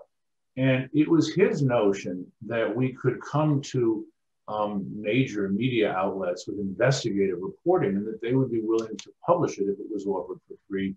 I was very skeptical of that. You know, I left the New York Times in the early 2000s. And during that period, the New York Times attitude toward partnerships was, we are the greatest newspaper in the world. Why do we need your dreck? You know, I mean, what's the point? You know, we can do everything ourselves. And we, like Shomrim, I think, were met in the early years with some mixed responses. One of the things that happened was that we were able to prove ourselves. Some of the early stories we did, I think, and this was deliberate, were quite good. So that people said, oh, well, if that's what you're going to do, that's a whole different thing. We like some of that. You know, a second thing is that the economics became very difficult. And the whole economic model began to shift. And so today, I would argue that for an internet publication, your number one driver of your money, your revenue, is subscriptions. Well, how do you get people to subscribe? Well, one of the great ways is to publish stories that are so exciting and so exclusive, so, you know, unique to your organization, that people will give you money every month. And so suddenly there became this very large premium on exclusive content. And lo and behold, not only were we creating it, but we were giving it to people for free. And so that then, I think, shifted the conversation. And it has continued to be favorable. I think, I would assume, I hope, the dream of Shomrim over time is to get where we have gotten to, which is at this point, we are now well known enough in the United States, and the internet is sufficiently capacious in terms of being able to sort of, take a great story and spread it around, that we don't, partnership is not a requirement for us. There are times where it makes an enormous amount of sense and we still do it. But this is something that we don't have to do. So if we That's have very interesting. And I mean, in a way, it's funny because in a way, your successful partnerships in the early years probably made it easier to find partners and also less necessary. That is exactly right. I mean, our goal from the beginning was to build a credible publishing platform. We knew that the partnership model would get us closer, right? Because, you start on day one, your web traffic is exactly zero. Yeah. And, there's so many choices on the internet that until you can sort of build a social media presence, and that is done essentially by circulating stories that have your name and your links on it, you don't have any traffic of your own. But hopefully over time, you use all the various levers and tricks of social media to get yourself an established audience who maybe doesn't come to you every day like a destination website, but when something big happens, you send them an email through an email subscription or a tweet or an alert, and you hope to sort of have them come to you when you have some. Now, let me ask you about another complicated and interesting parallel between the United States and Israel, which is that one of the things of the last 4 years until the Biden administration came in is that the arrival of the Trump administration was both a threat and an enormous opportunity for investigative journalism. And in the same way, there's the head of government in Israel for the last many years has been someone who is populist and who also challenges the press openly. And so I wanted to ask you to talk a little bit about the challenge of covering such, in our case, president, in the case of Israel, prime minister, which is someone, so the idea is that there's a political side that you want to be careful not to fall into, at the same time, not to allow untruths and inappropriate challenges to democracy to go forward unchallenged. So talk a little bit about that difficulty and challenge that you guys faced, because it was a very important period for ProPublica these 4 years. Yes, I mean, first of all, I should say, and Trump does say this, he's never deigned to mention us in this regard, but it's absolutely true. On the day that he was elected, our budget for the year 2017 was 16 million. This year, after 4 years of Trump, it's 36 million. So clearly our contributions have benefited from having this guy in the White House. So there's no question about that. I think there are a number of things that one has to be careful of. It is easy when somebody is calling you constantly the enemy of the people to become emotionally engaged in that, and to look at everything that this person says or does as a lie, to take a different view. And I think what has been very important for us is to continue to follow the evidence, and frankly, to present the evidence. We have tried not to get into these, back and forth arguments with the administration, but rather to say, let's stop arguing and let's start counting numbers here. Let's look at actual, again, as I mentioned earlier, receipts. One of our most famous stories under Trump was a piece about the policy they had on the U.S.-Mexico border of separating children from their family. When the family would arrive, they would put the child in a place without its mother or father in a sort of a chaotic, setting. Well, we had a source who went into one of these places and made a clandestine tape recording of what this sounded like. And you could hear clearly this little girl repeating over and over again that she wanted her mother, and that she had the phone number of a relative in the United States, and here was the number, and, oh, please help me. And this was such a stunning revelation when we published it, that the administration was forced to stop the policy. So we didn't argue about, immigration, good or bad. We said, this is what's happening, and here's the receipt. Here's the actual sound of a little child being separated and the suffering that they're undergoing. We had some, pediatricians listening to this. This is clearly a child in distress. And amazingly, our reporter was able to, the kid had remembered almost correctly the phone number. So we had all the digits except one. So we took that phone number and just kept guessing, and eventually found the right person, found the relative, was able to tell the entire story. And that was really one of the most powerful, and that was impact, you know? That was an extraordinary piece. That was the Ginger Thompson piece, right? Yes, Yeah, yes. yeah, the brilliant piece, absolutely. But it's a good example of keeping your eye on the ball of the work and not focusing on the man himself. Yeah, I mean, there's a lot of opinion on the internet. So our goal is not to add more opinion. We try really hard not to put that in our writing. We feel like plenty of other people have opinions, and they can take our work and say what they want. But we try to sort of stick to the facts.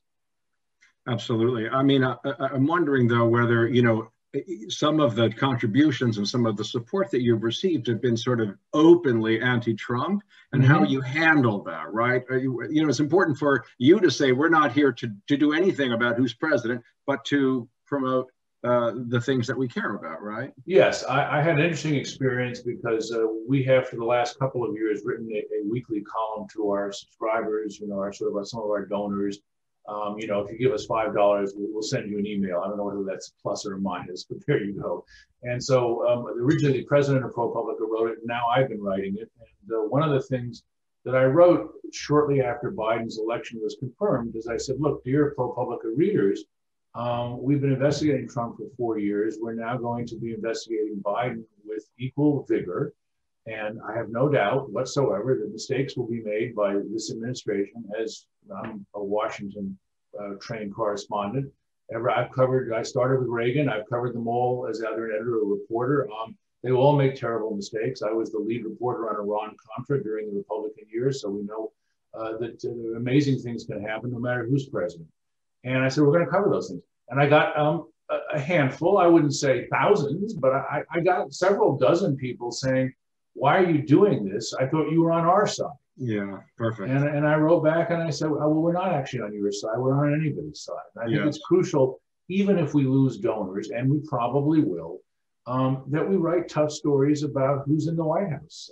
You know, most of our existence, you know, on a percentage basis, 8 years of our existence with the Obama administration, we were very tough on them.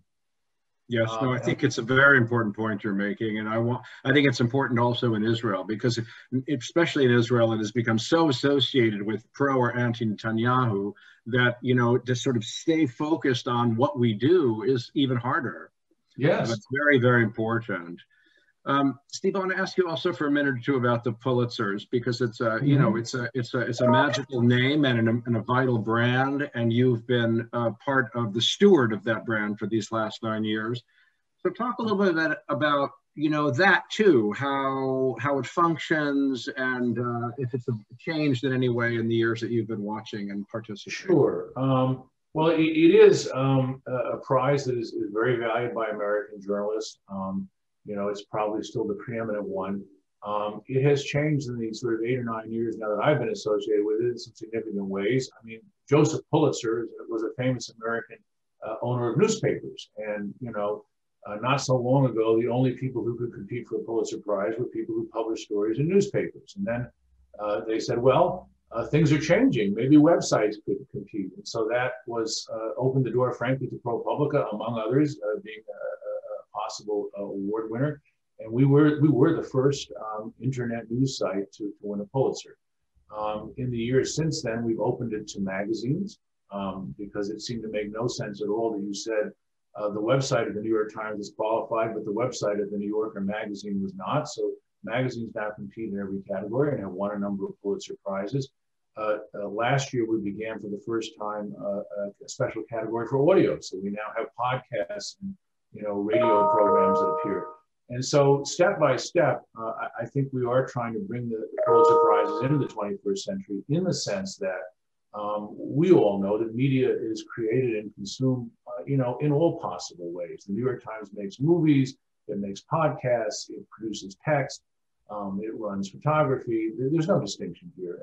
And so my hope that my successors in the board as I leave will continue this process, and it ultimately goes to the best journalism.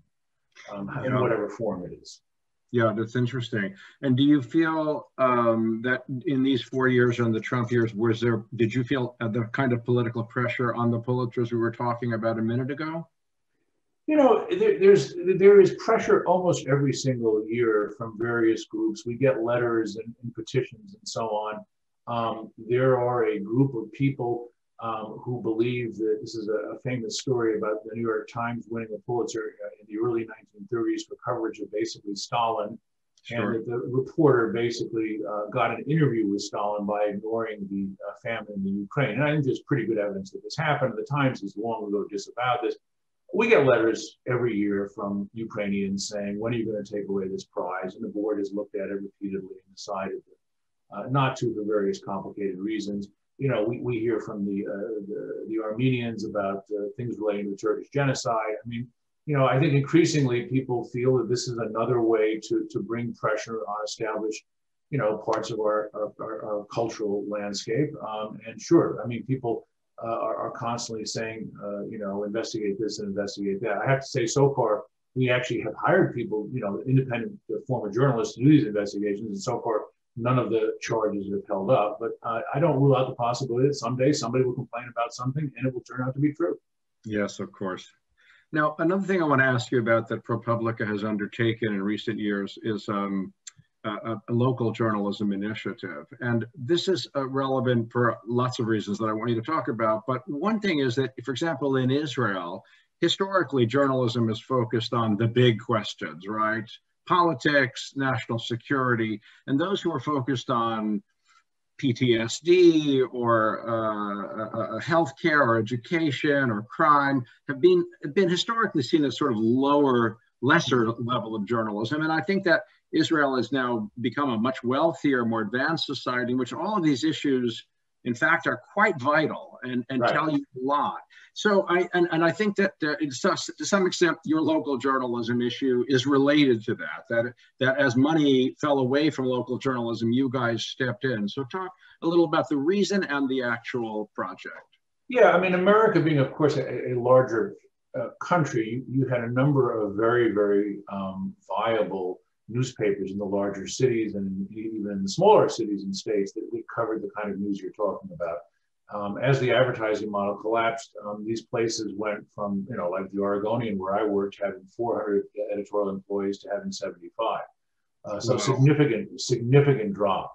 And so what we were able to do is raise money nationally from some fairly wealthy donors, and then be able to say to some of these news organizations, look, we can pay for you to have a reporter to do investigative reporting. We'll give you a one-year salary. You propose the project because we're not going to tell you what to do. We don't know your area, but we will give you enormous amounts of support. Not only the salary of the reporter, but we'll give you legal support. We'll give you editing support. We'll help you with the quantitative journalism. So all of these things, you know, sort of allow them to do amazing work. And some of them that we have done over the last several years have really been remarkable. I mean, we did a grant to a reporter in Alaska who looked at the issue of the failure to investigate sexual assaults by the police in Alaska. It's a very local story, but it turned out that essentially the police were ignoring rape. And it had a real impact in the state. Also, the federal government sent money to help. And so this is, you know, something that, you know, can really fit our model. And it's been surprising to us that it is easier to raise money sort of nationally. In other words, I don't know if this is true in Israel, but we have people who understand the value of local journalism. Even though they may live in Chicago, they'll give us money to help journalism in California or you know, Florida or Tennessee. And that's been surprising. It's actually easier to raise the money from that person than it is to go to Tennessee and say, in Memphis, I want to raise $1 million to fund a local journalism website. That turns out to be harder. That's actually quite surprising and interesting, yeah. But I mean, I think the central point you're making too is that these local stories that really are quite important that get overlooked because of the changing nature of the economic model of journalism. So ProPublica has done such remarkable work. I want to thank you for stewarding it so brilliantly, for sharing your time with us. And I turn it back over to you, Eyal and Ilona. Thank you so much. בפרויקט זה בדיוק אותו דבר שיצרנו בשומרים, הבאנו 10 מונולוגים של קולות מהמחאה השחורה בישראל. אמניות ואמנים, בני הקהילה האתיופית, שעוסקים באמנות חזותית, פלסטית ובמוזיקה, וכן פעילים חברתיים ואשת חינוך. עבדתי על הפרויקט הזה בקיץ 2020, בזמן שבארצות הברית בערה המחאה השחורה Black Lives Matter, שסוקרה באופן נרחב גם בתקשורת בישראל ועשתה כותרות. חשבנו שיהיה נכון דווקא להסתכל פנימה ולא רק החוצה, ולשאול מה קורה בחברה הישראלית. לצורך הפרויקט פניתי לאמנים ואמניות שהכרתי את עבודתם, ויצרתי קשר עם דמויות מפתח בקהילה שחיברו אותי ליוצרים מעניינים. חיפשתי דווקא את המעגלים השניים והשלישיים של הסצנה, אלה שעדיין לא התקבלו למיינסטרים המוזיאלי או שחדרו אל הפלייליסטים ברדיו. חיפשתי יוצרים שבעבודות שלהם הם נוגעים באופן ישיר בעצובים חשופים. לשמחתי קיבלתי בשומרים את משאבי הזמן לתחקיר ולבניית תהליך של אמון מול היוצרים. גילינו בפרויקט הזה קווים דומים בין המאבק ארוך השנים של הקהילה האתיופית בישראל ובין המחאה השחורה בארצות הברית. זה שהם אוכלים המבורגר ואנחנו אוכלים פלאפל זה לא משנה, הסביר לי בנג'מין סמיין, אחד האמנים שהשתתף בפרויקט. מה שמאפיין את המחאה של הקהילה האתיופית בישראל בשנים האחרונות הוא פרץ יצירתי של דור צברים שמביעים את המחאה שלהם דרך אמנות ותרבות פופולרית שמצליחות להעביר את המורכבות של המסרים. את המחאה על אלימות משטרתית, מחאה על גזענות בחברה הישראלית. הם מעלים שאלות של זהות, צבע והתקבלות. גילינו שהכל שם, בציור, בצילום, במוזיקה. בחרנו להביא את החומרים דרך מונולוגים של האמנים עצמם, ולא לתווך אותם. הבנו שגם כשהקולות של הקהילה האתיופית נשמעים בתקשורת בישראל, הם כמעט תמיד מתווכים. הפעם רצינו לתת להם את הבמה, גם בפרסום האמנות שלהם וגם בטקסטים שמלווים את התהליך היצירתי, שנובע בדרך כלל מתוך חוויה פרטית. מה שהיה מעניין ומרגש זה שבסופו של דבר אותו פרויקט על המחאה השחורה בישראל התפרסם גם במגזין פורוורד בארצות הברית. כלומר, המבט החוצה שהוביל אותנו להתבונן פנימה פרץ בסופו של דבר את הגבולות וקיבל גם קונטקסט אוניברסלי. זה קורה כי תופעות תרבותיות משקפות תמיד תהליכים בחברה. אומנות מלווה מחאות וזרמים אידיאולוגיים מאז ומתמיד. ראינו את זה השנה בבלפור כשהאומנות ירדה לרחובות והולידה חומרים ויזואליים אפקטיביים יותר מכל סיקור עיתונאי. וכשלומדים את התרבות של המחאה או של הקהילה ומנתחים אותה, אפשר להבין הרבה על היסודות והמוטיבציה. אומנות יודעת לשאול שאלות ולהציע תשובות, וכשהיא טובה היא לא עושה הנחות. היא יודעת גם לבעבע מחאות ולהוציא אנשים לרחובות, בעיקר בעידן של רשתות חברתיות. ואנחנו, כעיתונאים ועיתונאיות, מחויבים להתייחס אליה, לסקר אותה ולתת לה במה.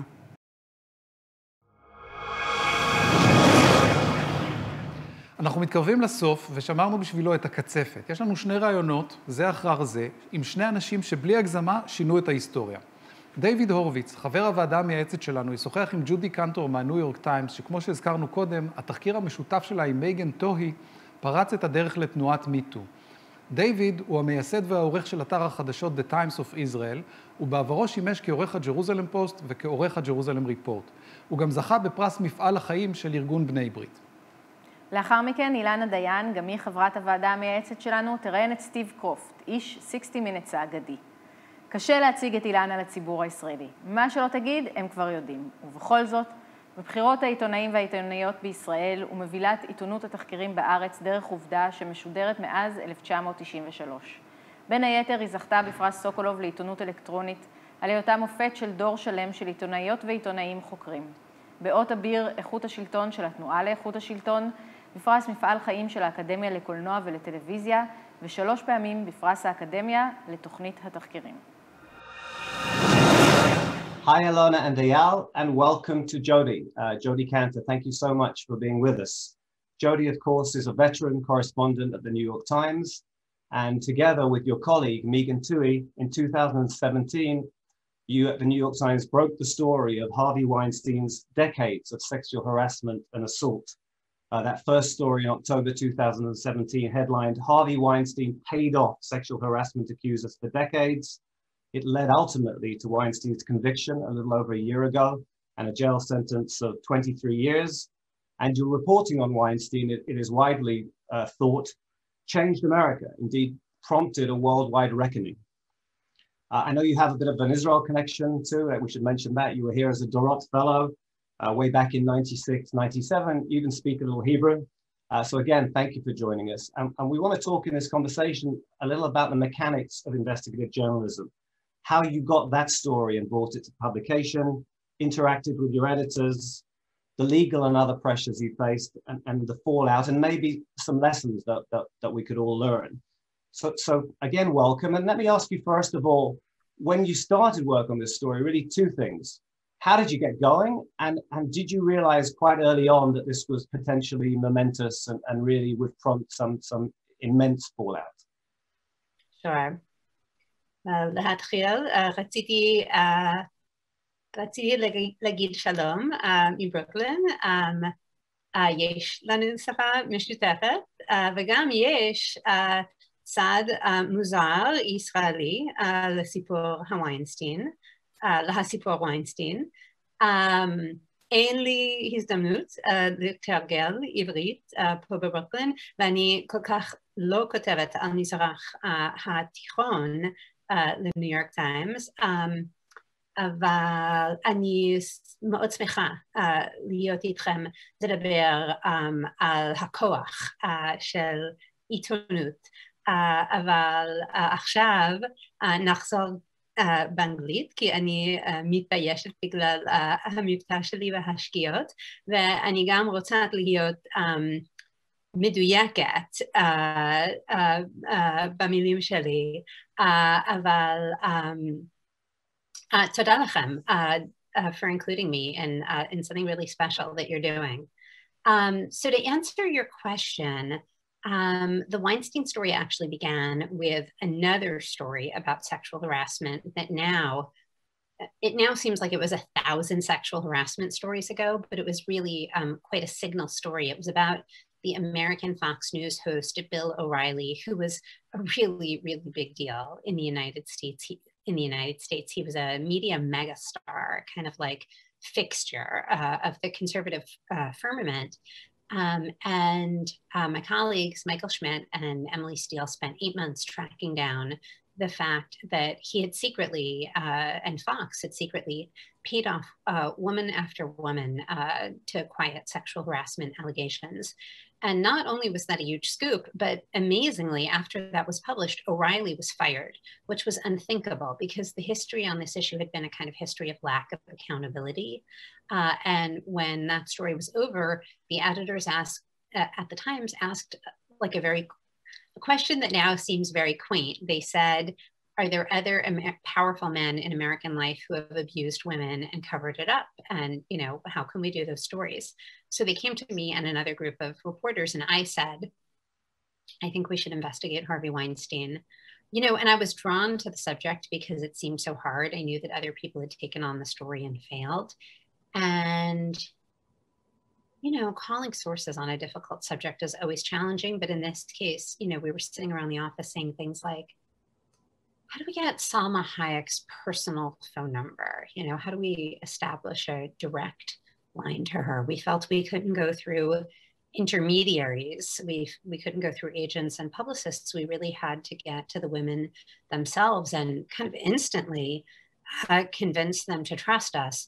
And also these are, you know, generally in Hollywood, stars don't like journalists. They equate journalism with like tabloid journalism, very sort of, you know, intrusive, privacy destroying journalism. And so we had to come across totally differently to them and persuade them to trust us.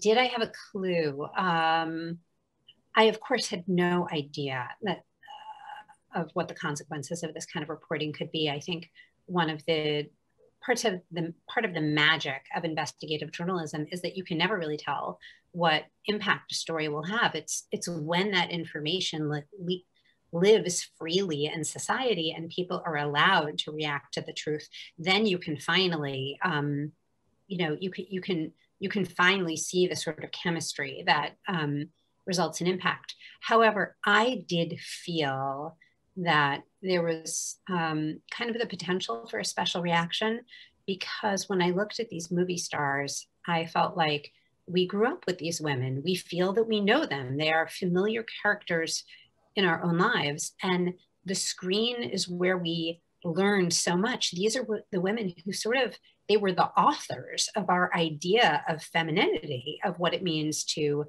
have a romance, what it means to be a young woman in the world. And so if while they were doing these roles, something very menacing was happening in the background, that kind of changes, you know, our whole picture. There's like a massive cultural surprise in discovering that we don't really understand at all this thing that we thought was very familiar to us. First of all, your Hebrew is pretty good there. That came right out of left field. Was there like a breakthrough interview moment? Because you kind of say that the story was kind of around, but nobody had been able to document it sufficiently, correct? Yeah, it was like an open secret. And we in fact had to early, you know, as a journalist, you listen to a lot of condescending lectures and you have to listen to them with patience, because sometimes you can learn something from them, even if it's just in sort of, I'm sure you've experienced this yourself. Sometimes there's something telling about somebody's dismissiveness towards a story. And in this case, we had to sit around and listen to these condescending lectures from Hollywood executives who were like, oh, Jody, oh, Megan, the casting couch is just part of Hollywood. It's intrinsic to the business. There are these male producers. There's an endless supply of gorgeous young female talent. It's a very unfortunate part of our industry, but it's been there since the beginning, and it's just intrinsic, and it's never going to change. And even if you manage to get your story, which you won't, nothing will change, because this is just Hollywood. So that was very much the attitude we were up against, and part of persuading people to talk to us involved convincing them that this was, even if everybody knew this, and even if it was an open secret, there was a lot of power in actually documenting it. It was almost as though you were having to tell them that what had happened was not okay in terms of the victims. You had to persuade them. Absolutely. Well, I don't want to make it sound like we ran a campaign to sort of, you know, interpret people's experience for them. But I think that the most important thing is that some of these women didn't know that they had been part of a pattern, and they had been blaming themselves for years. We would talk to women who said, oh, Jody, I could never go on the record because you don't understand. I went to the hotel room. You know, I should have run away. I should have known better. And then you speak to these women and you say, well, do you know that there are dozens of other women who experienced the same thing, and that it was almost like a script that always had the same beats, and that it wasn't only you, and that there were high-powered lawyers covering it up, and there were settlements, and, you know, et cetera, and then the enormity of what they had been a part of would really hit them, because they had never necessarily known, and many of them had blamed themselves in part. Well, you say it began with the editors encouraging you, and then the paper was unfailingly supportive. They gave you resources. The lawyers were always available. You didn't have to do any other daily reporting, or none of that, or you know, how did that play out? We really had the resources to focus on the Weinstein story. We felt that everybody in the organization was behind us. And also, as you know, a lot of investigative journalism is about experience. I mean, God bless people who do it, who are new to it, but Megan and I felt that we had the accumulated experience and weight and authority of the Times backing us up at every point along the way. And you know, we wrote a book taking you behind the scenes of the investigation. It's called She Said, and I think one of the things that comes true that comes through in the book, I hope, is that even with somebody as menacing and manipulative as Weinstein, he was almost no match for the really powerful tools of journalism all coming to bear on him. You know, we all wonder, how do you take on a bully? It's like a question we ask from childhood. You know, it's a hard question, whether it's a bully when you're 9 years old or whether it's a bully like Harvey Weinstein. The question of how to fully take somebody on like that is a really hard one. And I think the answer is you do it as a team. You do it with really strong institutions and really well-established rules on your side. And even though Weinstein used a lot of really questionable techniques, we can talk about the Black Cube agents if you like, you know, none of that was ever a match, I think, for the bravery of our sources and these women who ultimately did want to tell the truth, and then also the Times's commitment to really getting the story out. Yeah, do tell us a little bit about really, you know, the tools that he tried to use. I think the choice of the word menacing is, I mean, that's a scary word. So he had tools, including some Israeli ex-intelligence agents. He had all kinds of non-disclosure agreements with people. He had extremely active lawyers. Give us a sense of what you were up against. The moral horror of the Weinstein story is, how did this guy accumulate 40 years of allegations? And all along the way, many powerful people, most powerful people who knew about it, instead of helping the women, they decided to help Weinstein. Why is that? You know, why did he have so much help? Why did he almost seem to acquire more and more help as he went along? And that, to me, has always been, you know, part of the heart of the story. And look, I'm the grandchild of Holocaust survivors. The question of, I think it's just a question that infuses investigative journalism. Why did people choose to go along? Why do they even help? You know, when they know that something very seriously is wrong. And so there's a whole spectrum. You know, you can talk about the Hollywood agents who repeatedly sent women into these hotel rooms for years and years and years, even though the women were coming back and reporting to Hollywood's most powerful agents what was going on. You can talk about the lawyers like David Boies and Lisa Bloom, who had, you know, a pretty clear sense of the allegations and chose to side with Weinstein and to help him in pretty dramatic ways. You know, or you can talk about the kind of black cube techniques. I think the story is pretty well known in Israel at this point, which is that Weinstein hired Black Cube to try to help him. And Black Cube used really questionable tactics. You know, and to be clear, for a journalist like me, dealing with like a private investigator who's gonna, you know, look at you on the internet, that's no big deal. I mean, it's a little unsavory, but that stuff is basically legal. Black Cube crossed the line because they engaged in actively deceptive practices. Like, for example, they sent this agent to try to dupe me into, you know, she sort of dangled this like money-making proposition in front of me. She really had some chutzpah because she posed as a women's rights advocate in order to try to get me to talk. You know, I brushed her off because there was something like not right about her email. And I was also like, I was so busy with the Weinstein investigation that summer. I also had a 2-year-old at that point in the house. And I was like, I don't have time to meet this, you know, random woman for coffee. So in some sense, my 2-year-old saved me from Black Cube.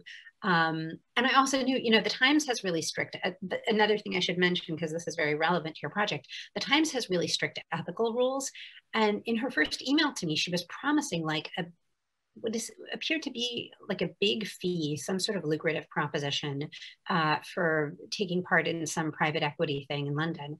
But I knew at a glance, there's no way that the New York Times ever would have allowed me to do something like that. So if Black Cube actually had any understanding of our world at that point and of the really strict ethical parameters that we live by, I think they would have known that they had no chance with me. They sent agents to my apartment building here in Brooklyn. They took pictures of my courtyard. I think they may have followed me on the subway at some point. For me, that stuff was only mildly disturbing because we are trained to try to deal with it. And it really did not ultimately have that much effect on our reporting. Where it is much more troubling is that they also did it to sources. These were women with, like Rose McGowan, with serious allegations against Weinstein. And, you know, the fact that these women who were looking for a way to tell their story could have been duped and were to some extent duped by Black Cube is very disturbing. But I also want to say that, like, b'sach hakol, the truth won.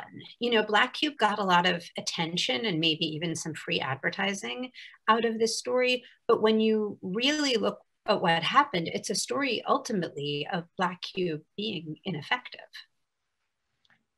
One thing that I think I'm getting from what you're saying, which I don't find surprising, but maybe is worth stressing, and maybe you don't feel it's the case, but it seems to me that having with you such an extraordinary journalistic institution gave you a sense of security and reduced some of the concerns that investigative journalists at less credible, less proven, Yes. less well-resourced publications would not have, right? Absolutely. I mean, you saw it in, for example, if you read She Said, you'll see the story of Dean Baquet, who is the executive editor of the New York Times and is also an investigative journalist himself. And he really let us do the work, and he was just advising in the background. But he, Matt Purdy, Rebecca Corbett, that was our main editing team. They had been through so many investigations over the years. They could anticipate Weinstein's moves in advance to a certain degree. And they are also experts in this tricky balancing act that journalists have to play, because you have to be really fair to people who are doing terrible things to you. Even I think one thing that people misunderstand about investigative journalism is that we weren't looking to get into a fight with Harvey Weinstein. We weren't even looking to take down Harvey Weinstein. Our only allegiance was to the truth. So there was this very delicate aspect that almost became funny in the end, where, at the end, Weinstein is like going at us. He shows up unannounced in our office. He's using Black Cube. He threw this huge lawsuit at us. And at the same time, we were trying to be fair to him and, kept saying, Harvey, well, we need comment from you. How do you want to respond to these allegations? Because part of making the story airtight involves making sure that he has really had a chance. He has really had a chance to say his piece. I think that part of the value of experience here is in distinguishing a real threat from a lot of noise. For example, in the final few days of the investigation, Weinstein hit us with what looked like a very intimidating threat of a lawsuit. I think this document was 18 pages long. It had all this scary language. You have no right to, pursue this story. We're going to sue you to, high heaven. You're doing this wrong legally and that wrong legally. And the Times' lawyers, because they've been through this many times, they were able to just see through the lawsuit and say, this is essentially an empty threat. And there's no way that Weinstein, I think, ever would have sued us on these matters, because it would mean that, in discovery, we would have been able to demand all of his documents and correspondence on the issue of how he treated women. And that was the last thing he was looking to reveal. I want to ask you, just, I heard your Fresh Air interview, I think it was, and you said we actually we refused to speak to him off the record, because then you get trapped into a material that you can't present the way you want to present it. Elaborate a little bit on that, and on any other very specific lessons that you have for investigative journalists that are really central to being able to achieve the story that you're trying desperately to bring to the public. So part of the reason we didn't want to speak to him off the record is that when you look, we speak to people off the record all the time. It's obviously very important. It can establish a lot of trust, but as a journalist, it makes you a little bit vulnerable because you can be lied to. Part of the way we hold people accountable is that we have the power to put things into print. We can say, okay, if you want to make that assertion, I'm going to show the rest of the world that assertion, and everybody's going to be able to inspect it. And it really needs to hold up in the light of day. And when you let someone speak to you off the record, you essentially give away the biggest power you have, which is to show the world your material. And so on the whole, there was, if you read the book, you'll see one special instance where we let him speak to us off the record. But then when we wrote the book, we got the whole interaction on the record because we wanted to really show people, look what they were trying to do to influence the story. It was essentially an example of them trying to smear the women off the record. I think the biggest lesson I have to share with other people in terms of investigative journalism, and I mean this if you're a journalist yourself, if you're thinking of supporting investigative journalism, or if you're just a consumer and a reader of investigative journalism, is that you don't know until you know. You don't know until you know. I mean, even though there were many rumors about Weinstein, this news was ultimately very shocking. It was shocking, the scale of it, the ubiquity of it, the fact that he appears to have menaced more than one generation of actresses, as well as his own employees. The fact that these were some of the most powerful and admired women in the world who were actually his victims. And then I think the biggest shock of all was what happened once Me Too went global, and we started to hear these stories from every segment of society in every country, regardless of religion, economic situation, different cultural backgrounds. And I think even for those of us who prided ourselves on, sort of knowing what was going on with women, the truth was none of us had any idea of the extent of it. It was impossible to fathom how common this was until people really started coming out with their stories. And so I think the biggest lesson of all is just, you cannot assume, you cannot assume that our assessment of people and situations is correct, and until you've got real proof and documentation. Okay, Jody, we've run out of time. I have many more questions, so maybe we'll do a follow-up one day. Congratulations on your work, and thank you so much for your time today.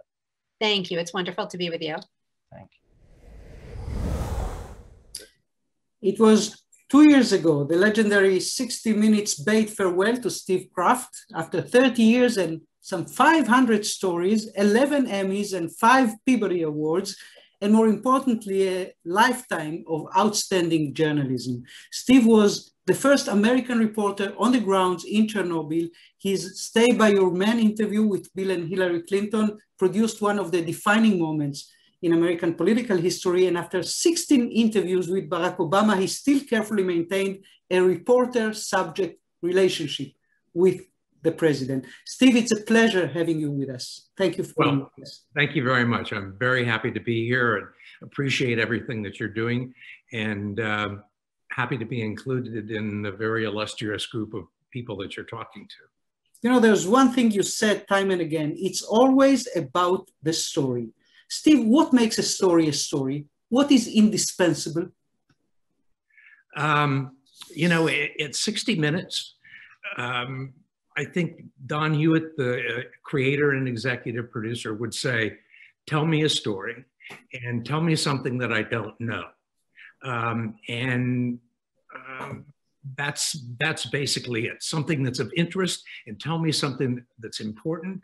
Tell me something that I'd be fascinated with, and make me look at the world a little bit differently than I did before this story was done. You know, anybody who does television reporting knows the tension between the written text and the visual image. And right. Television very often prefers the latter, and we as journalists very often are committed to the former. Do you remember an incident in which you lived the tension between the two? Well, you always feel the tension between the two, particularly if you try. There are certain kinds of stories that are particularly investigative stories that you just can't do because, first of all, it requires somebody to come on camera and say something, and preferably not in shadows, which we're not a big fan of. We're never a big fan of at 60 Minutes, or disguised voices, only in extreme circumstances. But it was helped by Don Hewitt's original concept that he believed that people listened to television and didn't watch television. And so you need to write for the ear, and you need to, you can't lose them. You've got to keep the audience engaged sentence to sentence by sentence by sentence. And I think that was a real stroke of genius on Don's part, and I think it's true. I do think that the narrations on these stories are more, just as important as the interviews and the ways that is it true that he would often watch the first drafts of a story with his eyes closed? Or looking down at the script, usually looking down at the script. Not on the screen? Not at the screen. And yourself, is it right that you pulled night, you know, till dawn, just rewriting and rewriting the text? It's true. It's true, in part because of the way I worked, and in part because of the demands of the job. You know, the demands of the job, you would be fully involved in whatever it was that you were doing. And whether it was being on the road for a week or 2 weeks or in a row, shooting stories, and then coming back and trying to get them on the air. And you would have a deadline, and they say, well, we'd like the story this week. And I always found it easier to work in the afternoon. And because you're dealing with a number of different producers and a number of different stories, not just one, I always thought it was kind of easy to spend the first part of the day clearing away the things that were going to interfere with concentrating on the story. And then writing through the night. It makes two of us, for whatever it's worth. But let's go to the other side of this spectrum, to the television part of the spectrum.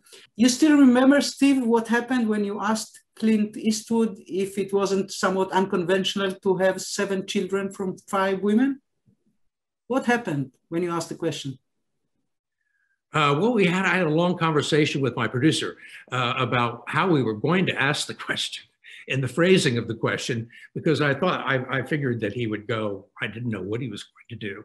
I thought he would get angry. I thought he would, but he just didn't do anything. He just looked at me and gave me this stare like, you just made a serious mistake. Let's see where we're going with this. And it was really chilling. And the pause went on much longer than the pause that we had to edit the pause down because it was really long before I came back. But you had to make the decision whether you interrupt the pause, but you decided to wait because you figured there is power to silence. Yes, and that's something that's very underestimated in television. There's nothing more powerful than silence. Even 3 or 4 or 5 seconds is an eternity. And it's an effect that a lot of people don't use or don't realize the importance of. It's very powerful. There's nothing he could have said in that that got his point across more succinctly. Stronger than that.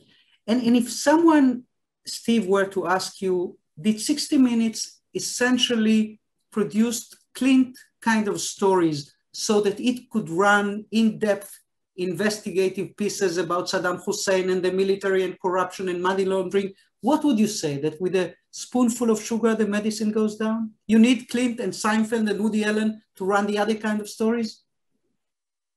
Yes, I think so. And I think one of the successes of 60 Minutes was the variety and the fact that they were essentially 3 acts. And you tried to have in the mix of stories, the ones that ran in a particular show was very important to how the viewer's reaction after the story aired or while the story was going on, whether they liked it or not. And I think that we tried to have one investigative story. We tried to have one sort of background story that put people up to brought people up to speed and expanded on something that might be in the news that day, that week, last year.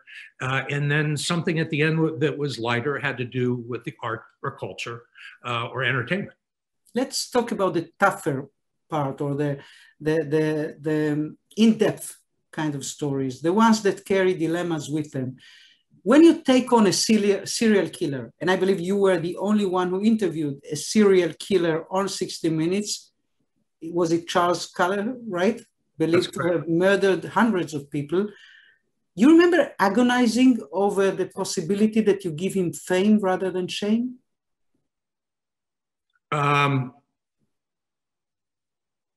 Yes, I think that that's obviously part of the equation, and you struggle with that all the time.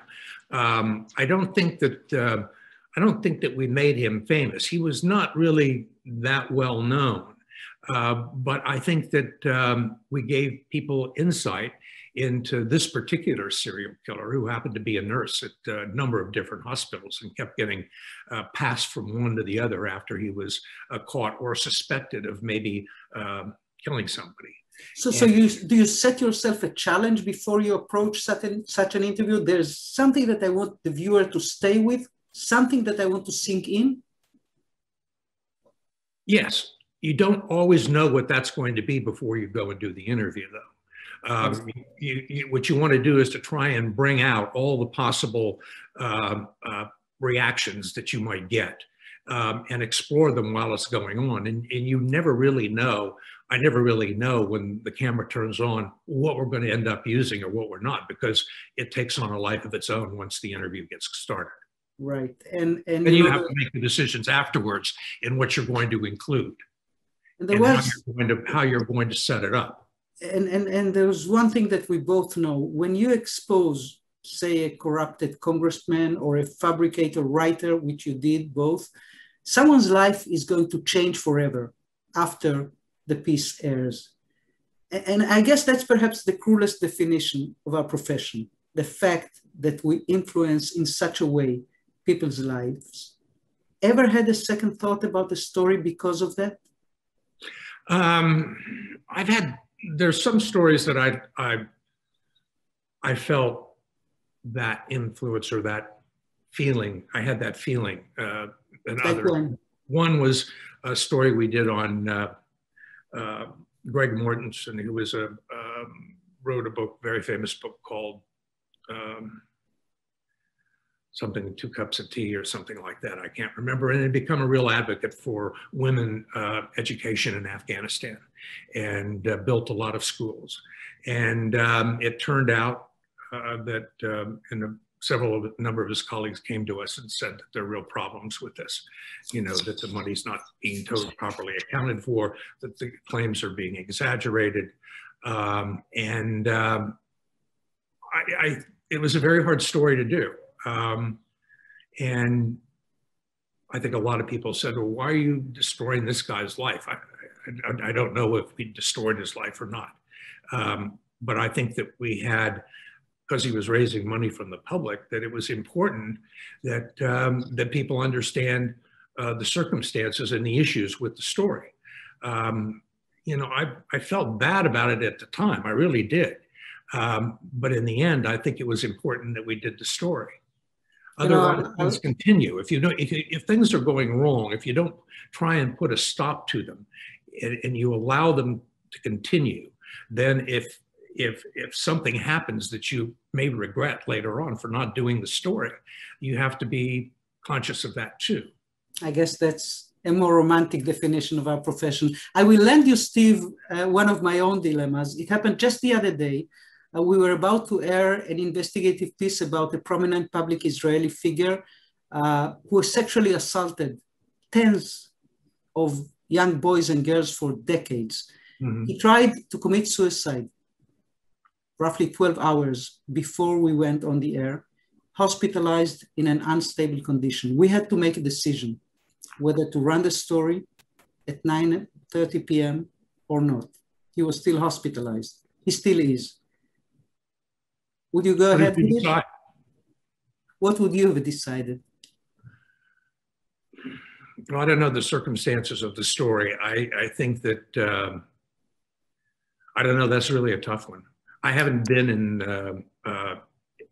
exactly that situation. I've done stories where I worried about what kind of an effect it's going to have on the person that we were doing the story. We decided to run the story, particularly because the victims were so traumatized and devastated, because the story was so unique, because his monstrous character was so dark, and because it was so evident that these factors overshadow his own tragedy. But yeah, you can never know. And eventually we got, the public sentiment was with us. But that brings me to the next question. You know, there's one fascinating phenomena that I discovered. Right and left roughly divided on the issue of whether we have to run the story or not on social media, almost like a reflection of the basic right-wing sentiment against the media in this country and in yours. Many on that side of the aisle were opposing the broadcast, which brings me to the American version of this phenomena, AKA Donald Trump.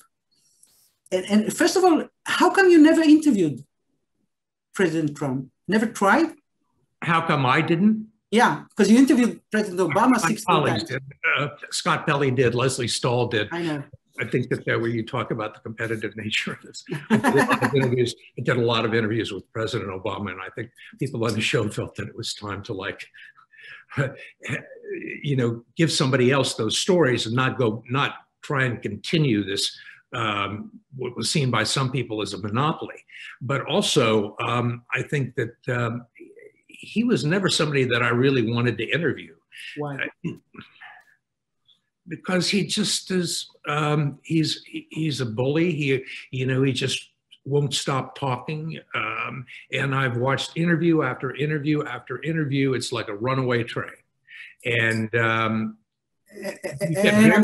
you get very little out of it other than him showing off his worst characteristics. I'm sure you watched Leslie Stahl's last interview with President Obama, him bullying her, dismissing her, cutting the interview short. Did you try to think what would you have done had you been sitting in her place? With Obama or with Trump? With Trump. Her last interview with Trump when he cut it short. Right. Well, I think that's a good example of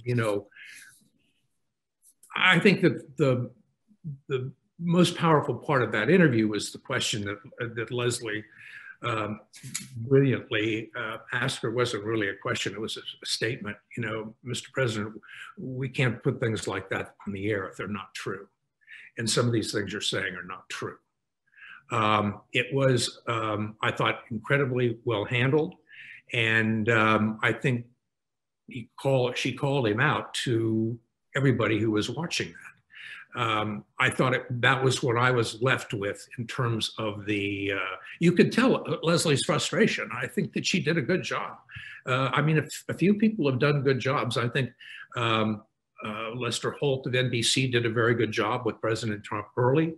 I think that Chris Wallace did a good job with Donald. I think Leslie did a good job with Leslie, but with Trump. But I think that Trump's animosity towards 60 Minutes was much greater than it was to NBC or to Fox. So she had a tougher. She had a tougher challenge. But you quoted her saying, "Mr. President, we cannot run lies on the air." And basically speaking, truth perhaps doesn't matter anymore after Trump's era because lying has been normalized. I mean, we could have reported from Arizona, Georgia, Pennsylvania that, no significant election fraud was detected and the mob still stormed the Capitol, truly believing that Biden stole the election. How did it get there? How did it happen that lies have been normalized? Well, it's certainly been accelerated by the volume of news coverage and the volume I associate it with social media, I associate it with online journalism, I associate it with talk television on cable. There's so many voices out there and everybody wants to be heard and everybody is playing to their own base, so to put it, if you understand what I'm talking about. Yeah. They're not interested in presenting both sides of the story or any kind of balance. They want to give their audience red meat to get the ratings. And so there's nobody that stops and says, wait a minute, that's not true. You can't say that. That just doesn't happen. And so the public has sort of been deluged with all this stuff. And I think in the end with Donald Trump, a majority of the people managed to realize that he was not to be believed and understood the game that was being played. And so I think people have to make their own judgment. I mean, that's one of the reasons why I think what you're trying to do with Shomrim, am I saying that right? Shomrim, yes, you're doing good. Is to fill a void that has been created by the collapse of the financial infrastructure that supported journalism forever, really. So you have the feeling that the old model of news being financed by financial organizations that own mainstream media outlets is obsolete or almost obsolete? I would say it's becoming more and more irrelevant. It used to be when you had 3 networks and local newspapers in every town, sometimes more than one, you got a lot of things that you could, there were choices. And there was also some professional standards. And also, you know, obviously newspapers had their own point of view, and some television stations had their own point of view. But they had professional standards. They had professional standards. There was a certain amount of training that went on to get one of these jobs. They were hard, not easy to get to. They weren't very well paid. And the people that generally took them were committed to certain principles. And I think that's what's changed. It's not completely new, because it's certainly, if you go back to the early 20th century with the muckrakers and the progressive movement, which, you know, was important and fulfilled very important role by exposing the wrongs of society.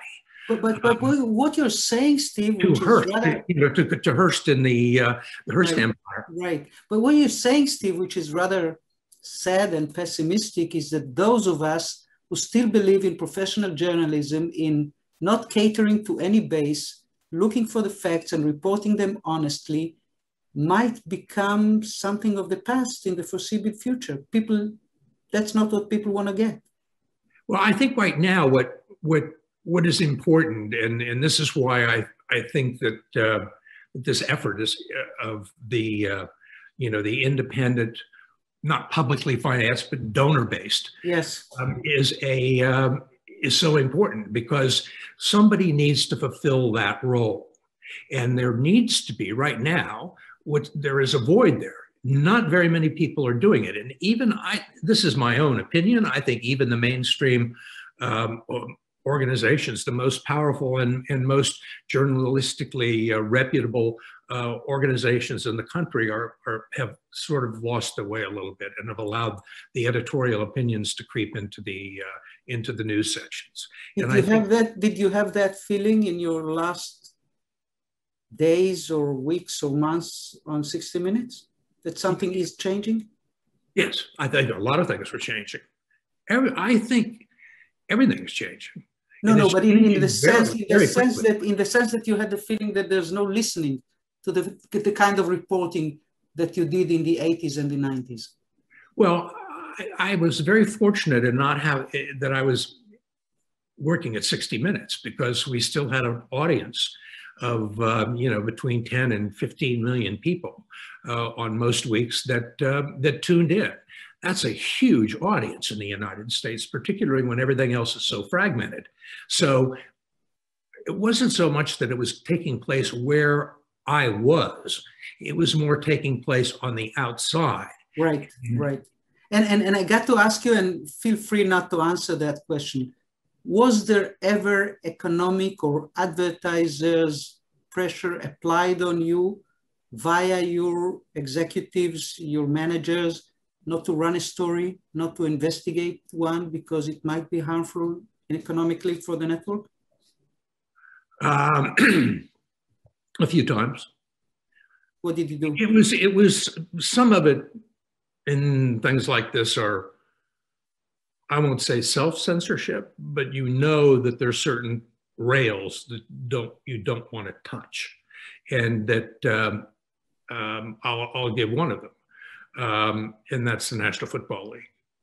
And to a certain extent, all of the networks, it's one of the most lucrative properties that they have, all the ones that are involved with the NFL, and the NFL is a monolithic organization. And certainly there was if you were going to do a story about problems within the NFL, problems with injuries, or the danger of the sport, or particularly the NFL teams conspiring to try and bury the problem or hide the research information, that was going to create lots of problems. And we dipped into that a few times discreetly, but I think that you don't go. And I think, be honest with you, I think that it's also a problem for the kind of journalism which Sharma wants to do, because you have to be, in the word of caution, you have to be steadfast and not let your donors influence what stories you're covering. No question about it. But it's very hard. Right. And the one thing that we both know is that the real challenge, the real moral test, is the moment you get the first tip. Do you follow that tip, or do you apply self-censorship?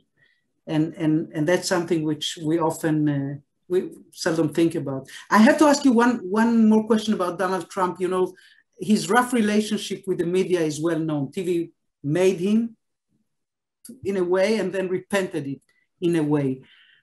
On a scale of 1 to 10, Steve, what grade would you give the American press with regard to its coverage of Donald Trump? Was it a failure, a fiasco, a success, neither of them? I think it's very complicated. I think that the press in many ways was responsible for Donald Trump, and particularly in the early stages of his campaign, in the way it was covered, and the whole way the debates were handled. I think that in some ways, you know, it was always a dilemma. Do you attack him and you straight on and maybe cross the editorial bipartisanship line by condemning something that's completely out of line, knowing that the people that support him are only going to be aggravated and respond against you, the press, and that was what he was very successful at doing. Exactly. That's where we become an asset rather than a liability for him. And we experience a very similar dilemma in this country. Of all the people that you interviewed, Steve, of all the situations that you shot, of all the places you've been to, is there one instance, one moment, one shot, one person, one sentence that stays with you more than most others? I think the situations mostly where you were in some sort of danger at war, and in Beirut or El Salvador, or where I got my first reporting job in Vietnam. As a soldier, basically, as a military. Right, I was working for Stars and Stripes, which was the American military newspaper. I was in the Army, but I was a reporter. And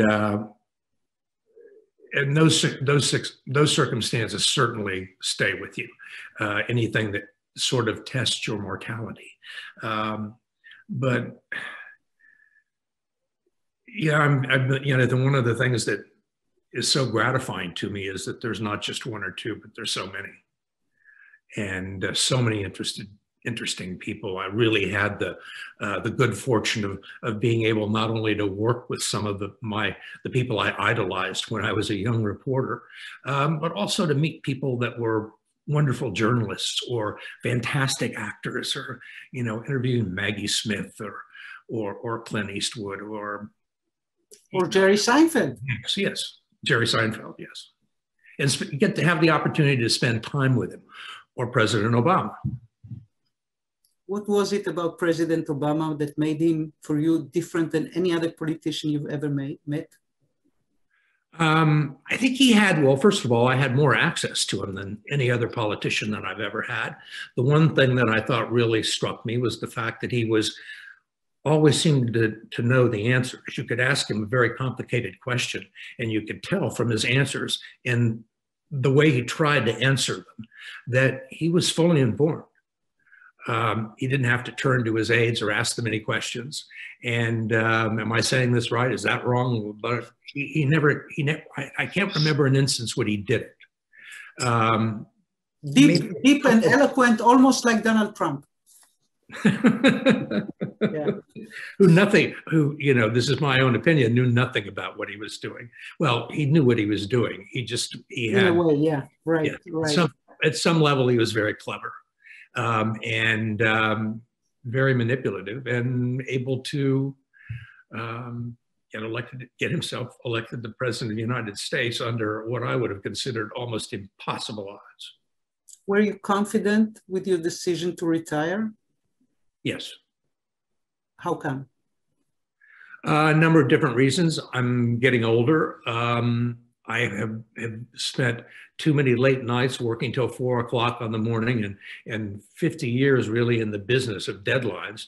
And I wanted to live my last days free of stress. I wanted to remove it from my life. I was never very good at dealing with it. And I wanted to enjoy myself. I also saw, to be honest with you, I saw the changes that were starting to happen. And I wasn't happy with some of them. And I thought that it was going to be a much more difficult environment to operate under, to operate in. And I figured that this was a good time to go. When you speak about stress, I wonder what part of the job was stressful, most stressful for you than any other part? The interviewing, the preparation, the editing, the deadline? I think that the pressure was the pressure that I put on myself to do the best job that I possibly could to try and uphold the standards of the show of 60 Minutes, and to meet the standards or try and meet the standards of the people that I worked with.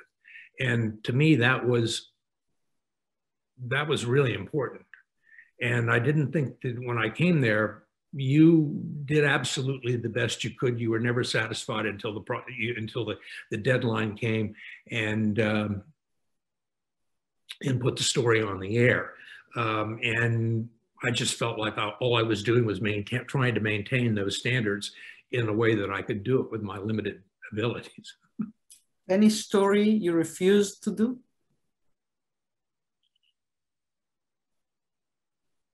There have been a couple. I can't really remember what. I want to go back to what I was talking about earlier. Go ahead. About the fact that you know, the problem of conflicts of interest or certain stories that you can't do. Now, I have no way of knowing this is a real story or not, but I heard it a long time ago, and I believe it, that there was a conversation going on between the editor of Rolling Stone and Ralph Nader. And the editor of Rolling Stone said, "There's no story we can't do and won't do." And he said, "That's BS. You're not going to do a story on how the mafia controls newspaper and magazine distribution in this country." And he was right. There are always things that are going to make those kinds. You're always going to run into some things that you don't feel you can report on because you're not going to be able to report them out. But it's interesting, it was Ralph Nader, the left-wing activist, who said that, and now it's Steve Kroft saying it, saying that, yeah, it's interesting that many mainstream media organizations, from the Rolling Stones perhaps to CBS, there are stories they wouldn't run. Or stories that you didn't feel you could do. That, I think, was the way I took your question. And I think that there were times when I felt, I can remember, I do remember a story. I can remember when I was in the London Bureau as a correspondent for the CBS Evening News with Dan Rather, and the Bhopal incident happened. Union Carbide at explosion that was a horrible, horrible accident. My father had worked for Union Carbide for 40 years. I had grown up surrounded by that company. And I knew from conversations that I'd had with him that there were people that knew about the dangers of the chemical business that dwarfed what my father used to say, the threat of nuclear power and nuclear accidents. And I didn't feel like I was the person to do that story. I felt like I had too many things in my own mind going on that were my own personal feelings, and I didn't want to be. Also, I thought that I had a clear conflict of interest, and I shouldn't do that story. Obviously, it had to be done, but I didn't feel like I could do it, and I said I wouldn't do it. So we don't always cover everything. What's the best advice? What's the best advice, Steve, you ever got as a journalist? Be conscious. Don't let yourself be contaminated by the political atmosphere and by your donors. That you need to be out. You need to establish yourself. Right now, there's just nobody in the middle. There's just very, very few alternatives, very few people and organizations left that will present both sides of the story. Not necessarily equally, but at least in I like the word fair, to be fair. And Don Hewitt always used to say, if you're doing this story, just give them one last break, just throw in there something that, that explains their feelings. I mean, I'm talking about the target of an investigation. Right. That Give him some grace, or her. Yes. And it's not going to be, don't be afraid to let them have the opposite side have their say. I mean, obviously you don't want to let them tell lies. And if they do try and tell you lies, you come back and you point those lies out. But I think that there's a responsibility that you want to have people left with the thought that you did your best to give them all the information that you thought was relevant to the story that you were doing. And I don't think you have to necessarily bend over backwards, but I do think that you should be fair. I'm not saying balanced, because I think that's going too far on the other direction, but fair. And I think it was well served. I think it served me. I think it served Don Hewitt well, and he was the person at 60 Minutes that created it. I mean, he used to say, I don't like the term investigative reporting, and I don't like the term investigative journalism. It makes it sound self-important. It's all reporting. Reporting is supposed to be investigating. And all investigative reporters do is they do reporting, and they have more time. They have the luxury of more time to follow the who, what, why, where, when to the next layer and keep peeling back who, what, why, where, until you get as close as you can to get to the truth. And I like to think that journalism is more important than the word investigative. It's interesting. You're saying all reporters ask the 5 W's. We investigative reporters have to ask them over and over again. But we do basically reporting. All of us are doing reporting. And who really are the people that are involved in this story? What are their motives? What are their possible motives? Who might have influenced their decisions? What political background is at play? What parts of the system, as we might call it, are at play in trying to control the way this story is presented? There are certain systemic roadblocks that you run into when you're doing this job. The biggest one, I think, is that people are going to lie to you, particularly government officials, and particularly people who are trying to direct the story, whether it's corporate PR or whoever. You're going to get lied to. There are going to be a lot of people that are going to try and get you to print something, and it's your job to sit through and figure it out. It's something that Ben Bradley, the late editor of the Washington Post, said that his main lesson after Watergate was, when you get the formal truth, go search for the true truth. And I guess that's always true. And before we say goodbye, Steve, I think those last words of yours, which were said with so much passion, resonate with what your colleagues at 60 Minutes wrote to you or about you when you said goodbye. And they wrote, without his eye for the outrageous, without his willingness to unpack the complicated stories most reporters would tell you are impossible to tell on television, and most of all, without his elegant, spare writing that serves the story without ever calling attention to itself, anyone here just calls him Croft, and without him, 60 Minutes will not be the same. 60 Minutes probably is not the same. And it was a pleasure, Steve, to have this conversation with you. Thank you so much for your time. And good luck. And for everything else you did. Thank you very much, Steve. Bye-bye. Bye-bye. Best of luck. והנה הסתיים הכנס, והגענו לשלב התודות. אז תודה ענקית לכל מי שלקח חלק בהפקת הכנס, לפני ומאחורי הקלעים. תודה לכל המשתתפים כמובן, ותודה אישית ומיוחדת לדורון סלע ולרון שוורץ שלנו, ותודה לך אייל. תודה לך אלונה. אנחנו מזמינים אתכם להיכנס לאתר שלנו, להירשם ולעקוב אחרינו ולהתראות בכנס הבא.